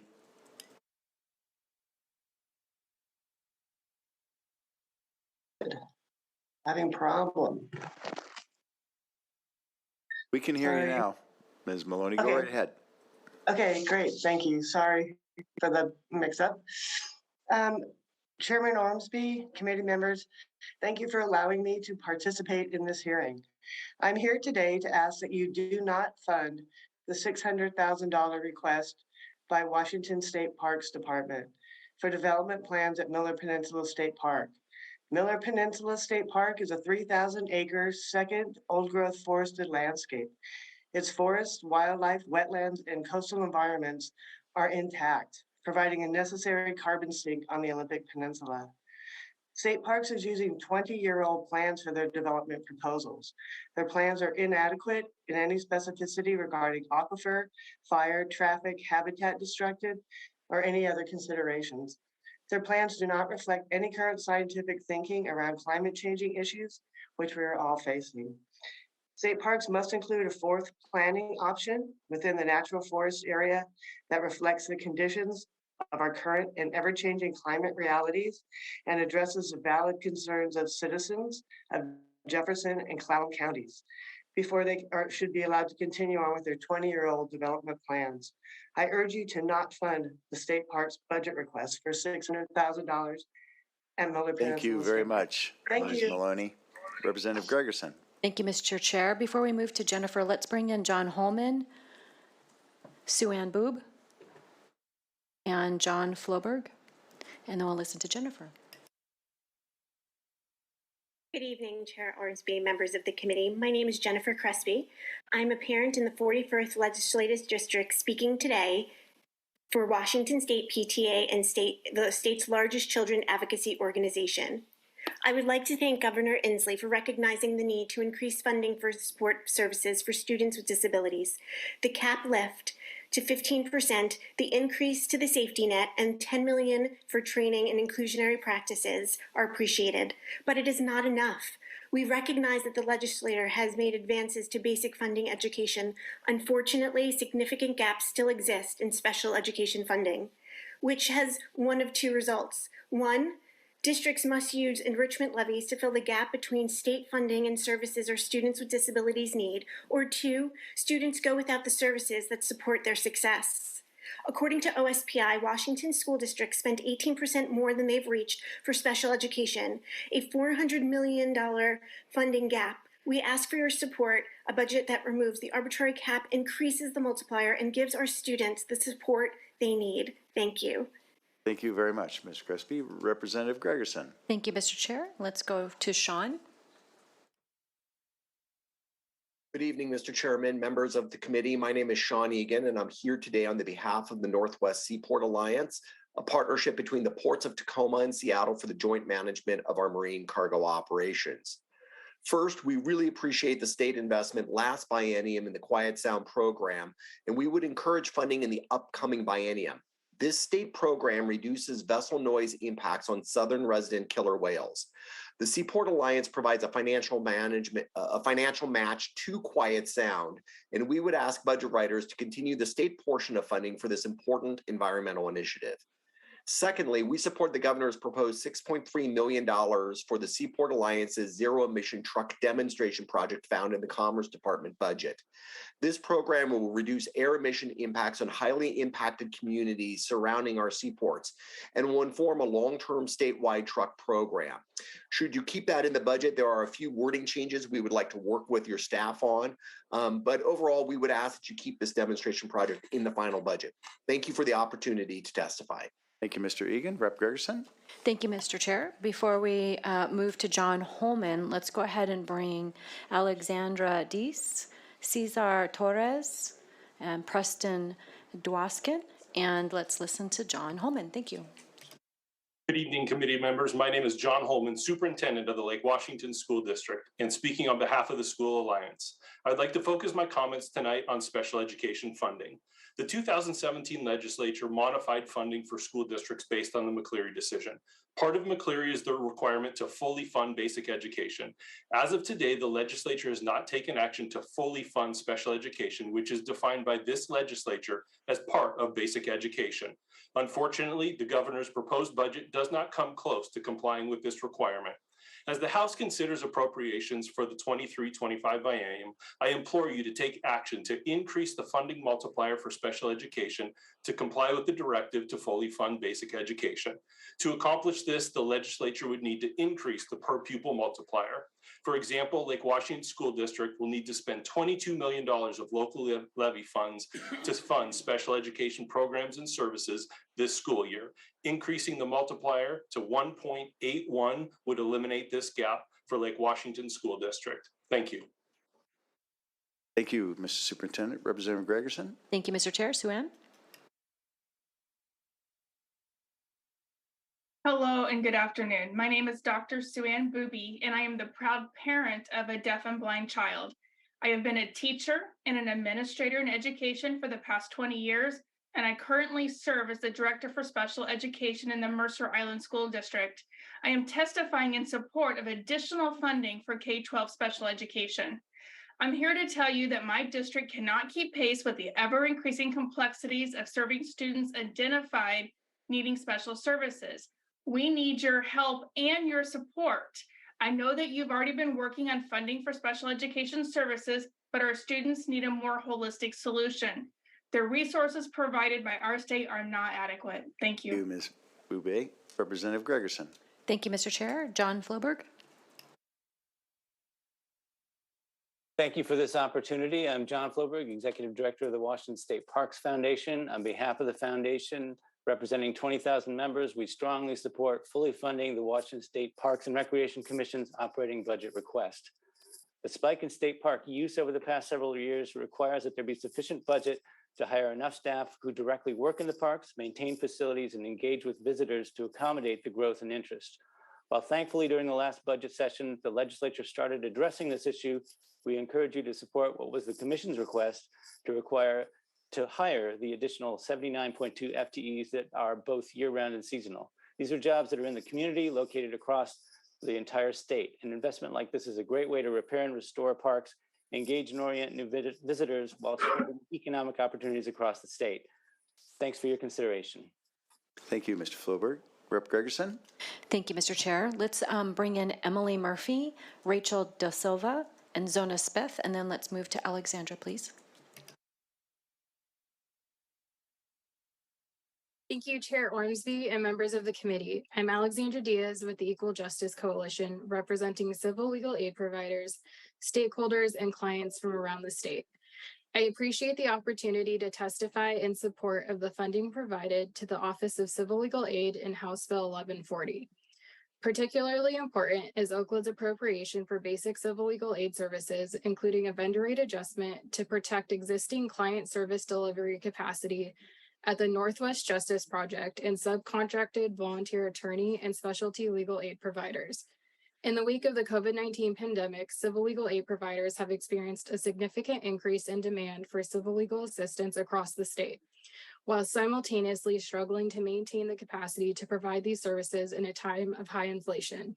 This appropriation is essential to ensure continuity of collective capability to maintain the capacity to provide these services. The civil legal aid community is committed to achieving justice for all, and we are very grateful for the legislature's strong support. Thank you. Thank you very much. Representative Gregerson. Thank you, Mr. Chair. Before we move to Cesar, let's go ahead and move in Shelley Willis also. Cesar. Thank you, Chair Ormsby and committee members for this opportunity. I am Cesar Torres, Executive Director of the Northwest Justice Project, the statewide provider of free civil legal aid services to low-income families and individuals. I too am here in support of the Office of Civil Legal Aid requested appropriation in the governor's budget, and specifically in support of maintaining the existing basic civil legal aid service capacity through the vendor rate adjustment. Maintaining basic civil legal aid service capacity is essential to the safety and well-being of thousands of people in poverty who each year are forced to turn to the judicial system to protect themselves and their families. Among the many legal problems basic civil legal aid addresses are domestic violence, medical debt, access to healthcare, unlawful debt collection, foreclosure, homelessness, and employer and landlord abuse. Maintaining access to legal assistance and representation is also crucial to vindicating the many important rights and protections enacted by the legislature. We do this work through our toll-free hotline, 21 office locations serving clients across the state, and also through an extensive website providing innumerable accessible resources. Thank you for your past support for civil legal aid and for your support to maintain basic client service capacity. Thank you very much, Mr. Torres. Representative Gregerson. Thank you, Mr. Chair. Preston. Good evening, Chair Ormsby and members of the committee. Thank you for the time to speak. Speaking in support of special education. 13.5% is not enough for special education students. It's time to fully fund it and give them the money they deserve. 15% is a start.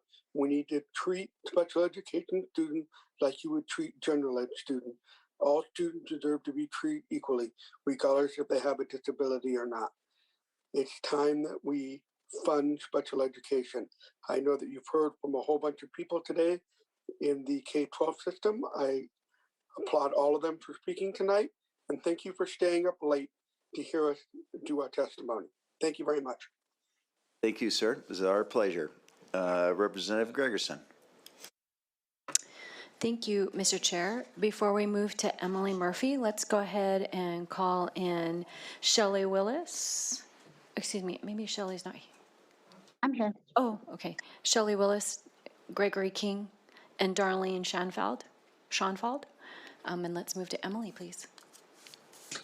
Thank you, Madam Vice Chair. I'm Emily Murphy here on behalf of Child Care Aware of Washington, channeling the Seattle Seahawks squeaking into the fiscal playoffs tonight. We've made incredible progress with the Fair Start for Kids Act, and yet our child care workforce is in crisis.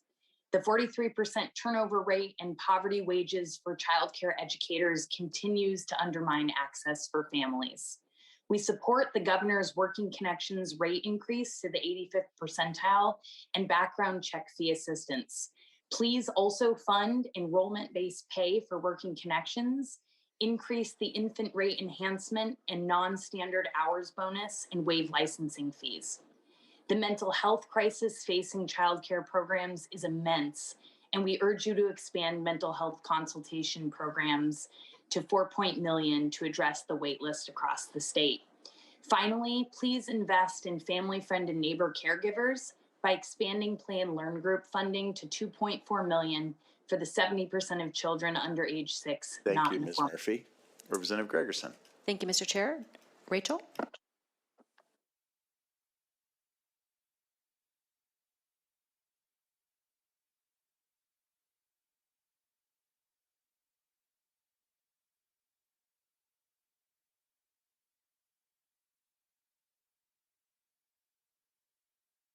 Rachel, would you like to go ahead and start? Oh, sorry, you were talking to Rachel De Silva, is that? Yes, please. That's who you're calling it. Okay, great, thank you. Yes, Chair Ormsby and members of the committee, thank you very much. My name is Rachel De Silva, and I've been working as an OCLA child representation attorney for 5 years now. And I'm strongly in favor of these additional funds for OCLA's Children's Representation Program in the governor's budget. I am called to this work by my passion for children and youth justice. When we youth attorneys are appointed by the court, we become the child's legal voice, standing ideally on the same footing as the state's attorney and attorneys for the parents. But I'm also an independent contractor, a small business person, responsible for all the costs of operating a law firm: licenses, fees, rent, technology and equipment, professional services, taxes, the list goes on. Oh yes, healthcare. And we don't have the same benefits as the attorneys at the AG's office. And even so, we're compensated at a lower rate. So I ask you to please support OCLA's request for a vendor rate adjustment to bring compensation rates to a level that's sufficient to recruit and retain attorneys like me. This is especially important this year in light of HB 1219 passed last session that requires even more of OCLA and its attorneys. Thank you very much. Thank you, Ms. De Silva. Representative Gregerson. Thank you, Mr. Chair. Shelley? Thank you, Chairman Ormsby, members of the committee and staff. My name is Shelley Willis. I'm executive director of a nonprofit agency called Family Education and Support Services. We're based in Tumwater, but we serve the entire southwest part of Washington. I appreciate the governor's budget, and I also ask that you consider a few essential items that were not included. Last year, our nonprofit agency served over 7,500 individuals, and this year we're on track to serve around 16,000.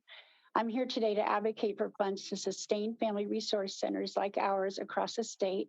And I'm also asking you to consider funds to not only sustain, but increase kinship navigator services across our state. I don't think any grandparent plans to spend their retirement full-time caring for a child. However, in Washington, over 46,000 are. They're doing it unexpectedly and outside the formal system. For every one child placed into foster care, there are 12 that go live informally with a relative. I'm asking you to consider increasing funds for kinship navigators in our state. By investing in kinship support, you're saving our state millions of dollars and more costly intervention services later. Thank you. Thank you so much, Ms. Willis. Representative Gregerson. Thank you. Before we move to Gregory, let's go ahead and bring in our last panel of the night. So Polly P. And we'll bring in Leah Missick and Nicole Minero. And the last one is Madeline Carlson. Let's go ahead and move with Gregory, please. Good evening, Chair Hornsby and committee members, and thank you for staying to listen to all of our testimonies. I am Dr. Gregory King, Executive Director of Washington MESA, the state's oldest program empowering women and students of color with the tools and support they need to pursue successful STEM careers in our state. We have 3 budget requests this session. One, as you have heard, there is a need to provide COLAs to attract and retain the directors that actually serve our students across the state. Our 6 college preparation programs haven't had an increase in 10 years, so we are seeking $195,000 for the biennium. 2, MESA has a long history of working with community colleges, and at this time, we extend MESA programs to students pursuing 4-year degrees. We're asking $500,000 this biennium to extend MESA to WSU Everett campus. In addition, we support Eastern Washington University requests to create a MESA program so that will give MESA students options to both west and eastern side of the state. And finally, we're seeking $250,000 this biennium to expand a cybersecurity program for our Tri-Cities high school programs at Columbia Basin College.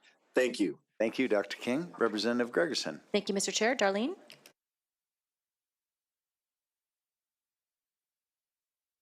Can you hear me? Yes, thank you. Oh, good. Okay, thank you. I'm Darlene Chantful with Friends of Miller Peninsula State Park, and I am following amplifying what Debbie Maloney said. We do not thank the governor for funding Washington State Park's request for $600,000 to further develop plans for the park, which would include 150 campsites, zip lines above trees, all kinds of things that are totally not fitting for this land. A carbon sink, an important area for wildlife. 1 mile offshore is an annual breeding ground for thousands of migrating birds. A few miles to the west is the Dungeness National Wildlife Refuge.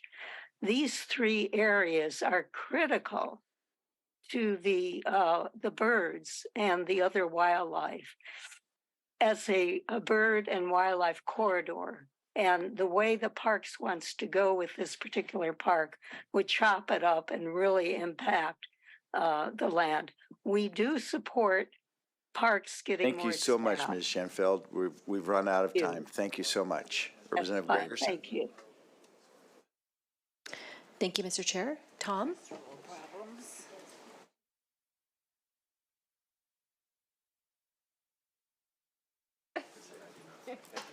Tom, are you there? Tom Salzer?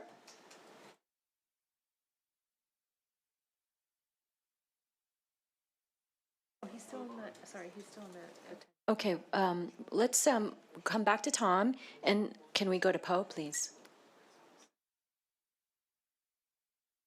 Greetings, Chair Ormsby and committee members. I am Paul Leapai with the Washington Low Income Housing Alliance. My job at the Housing Alliance is to identify and gather stories from impacted communities across the state. Not only impacted communities, but also from those who work tirelessly to better the lives of those experiencing those impacts. Housing and homeless service providers experience hardships that stay with them long after they've clocked out. They carry the weight of their experiences home with them every day. In order for us to scale up our response to homelessness, we must have a robust and supported workforce. That means ensuring that they can afford to stay in their jobs. High turnover rates among homeless service providers can lead to broken relationships between client and service provider and can interrupt important progress towards housing. And getting into housing can take months or even years.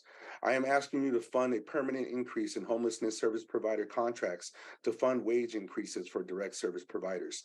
The governor's budget included funding that would amount to a 2.8% increase, but I am asking you to increase that to 6%. Finally, please ensure that the budget includes proviso language that it would ensure that all contracted by and for organizations are included. Thank you so much. Thank you, Mr. Leapai. Representative Gregerson. Thank you, Mr. Chair. Leah? Good evening. I'm Leah with Climate Solutions, Leah Missick, here to comment on spending that's funded through the Climate Commitment Act, or CCA, which is a transformational policy that shows Washington's climate leadership. The investments the state makes with CCA revenue will be critical to meeting our statutory greenhouse gas limits and to ensuring the transition to a clean economy is affordable with near-term benefits felt by Washingtonians. The current budget has some important programs, but does not yet quite hit the mark on reducing climate pollution at the level and at the rate we need. Transitioning our homes and buildings to clean electricity for heating and cooling is both a climate and health imperative. One good program is $50 million to help low-income households replace outdated or unsafe heating and cooling systems with clean ones. On the transportation side, climate pollution from diesel has nearly doubled since 1990, so we need to invest in cleaning up big trucks, vans, and buses. The budget has a $6.3 million allowance for port drayage decarbonization pilot. We need more investments in this sector. We really need to invest more in programs that really cut carbon at the scale necessary, and look forward to working with you to build on this budget and really achieve the promise of this landmark policy. Thanks. Thank you, Ms. Missick. Representative Gregerson. Thank you, Mr. Chair. Tom? All right. Apologies for that little tech hiccup there. Good evening, Chair Ormsby and committee members. My name is Tom Salzer, and as Executive Director of the Washington Association of Conservation Districts, I'm honored to represent all 45 districts in Washington State. I'm here in support of the Governor's 2023-25 operating budget in House Bill 1140, and particularly the appropriations for the Conservation Commission and voluntary conservation programs. Your support is crucial in helping conservation districts put more conservation on the ground. Conservation technical assistance is particularly important because without sufficient CTA funding, districts are unable to marry the needs of individual landowners with the state's natural resource priorities. Washington's conservation districts look forward to your continued support of voluntary conservation programs that ultimately benefit all Washingtonians, and we thank you. Thank you, Mr. Salzer. Representative Gregerson. Thank you, Mr. Chair. As we get closer to the last two that we have, I just want to make sure if you could please raise your hand if you have not been called up yet. And with that, let's go to Nicole. Good evening, Mr. Chair and members. I am Nicole Monero, President of Attorneys for Education Rights, a nonprofit advocacy group for students with disabilities statewide. Our first request is to remove the cap on special education funding. The state's paramount duty is fully funding a basic education for all children. It is unconstitutional and fundamentally unfair to deny full funding to our most vulnerable students who live in high-need areas. The prototypical school funding formula is also discriminatory. It pays for less than one paraeducator per school. There should be at least one paraeducator in every classroom. Paraeducators are the key to inclusion. And when the state fails to pay for them, the doors to the general education classroom are slammed shut for students who need more support. We urge you to amend to include crucial funding for paraeducators. Thank you for your consideration and time today. Thank you so much for your testimony. Representative Gregerson. Thank you, Mr. Chair. Last but not least, Madeline.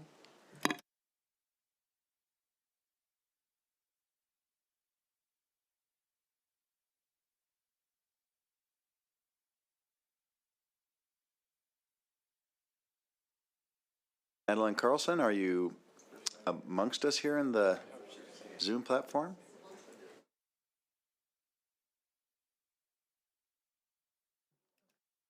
You would have the privilege of being the last person to testify on the bill. There's Madeline. She's just arrived in the room.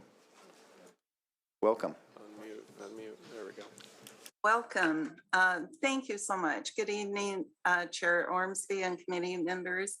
I'm Madeline Carlson with People for People, serving Central and Eastern Washington, requesting investing in Washington 211 to assure that 211 can assist everyone that needs help to connect with local resources for housing, basic food, transportation, and other vital services for children and families.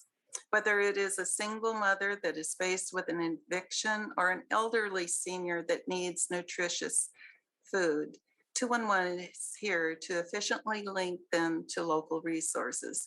Callers reach a kind and caring professional that can assess the need and identify resources that may be available to help them during their time of need. Operating only weekdays from 8 to 5, 211 helps over 1,600 individuals daily, providing over 600,000 referrals annually. With 24/7 service, 211 can handle non-emergency calls for individuals calling the 988 and the 911 system, thereby allowing the 911 trained specialists to really be able to help with emergencies. We're going to give you 15 more seconds, Madeline, as you are our last provider of testimony. So please proceed, and if you would sum it up, please. Oh, perfect. So with the 211 being able to assist with the 911 and the 988, professional clinical staff can really focus on suicide prevention and de-escalation. So investing in 211 will allow Washington's residents to connect with the help that improves their lives. And Thanks thank so you much, so much, Ms. Carlson. Representative Gregerson, does that conclude everyone that we know that has signed up? There are only members and staff currently in the hearing room, so we're pretty sure that we've run out of all of our in-person testifiers. And if anyone is online on the Zoom platform that has not been able to provide testimony, as Representative Gregerson asked earlier, please raise your hand. Good. And we are not seeing any hands raised. I want to thank all the members that have stuck with us for the last 3 hours and 45 minutes, and to staff also, thank you all very much, and to the public for providing testimony. And that concludes the public hearing on House Bills 1140 and 1141. And being no further business before the House Appropriations Committee, we are adjourned. So, Tony,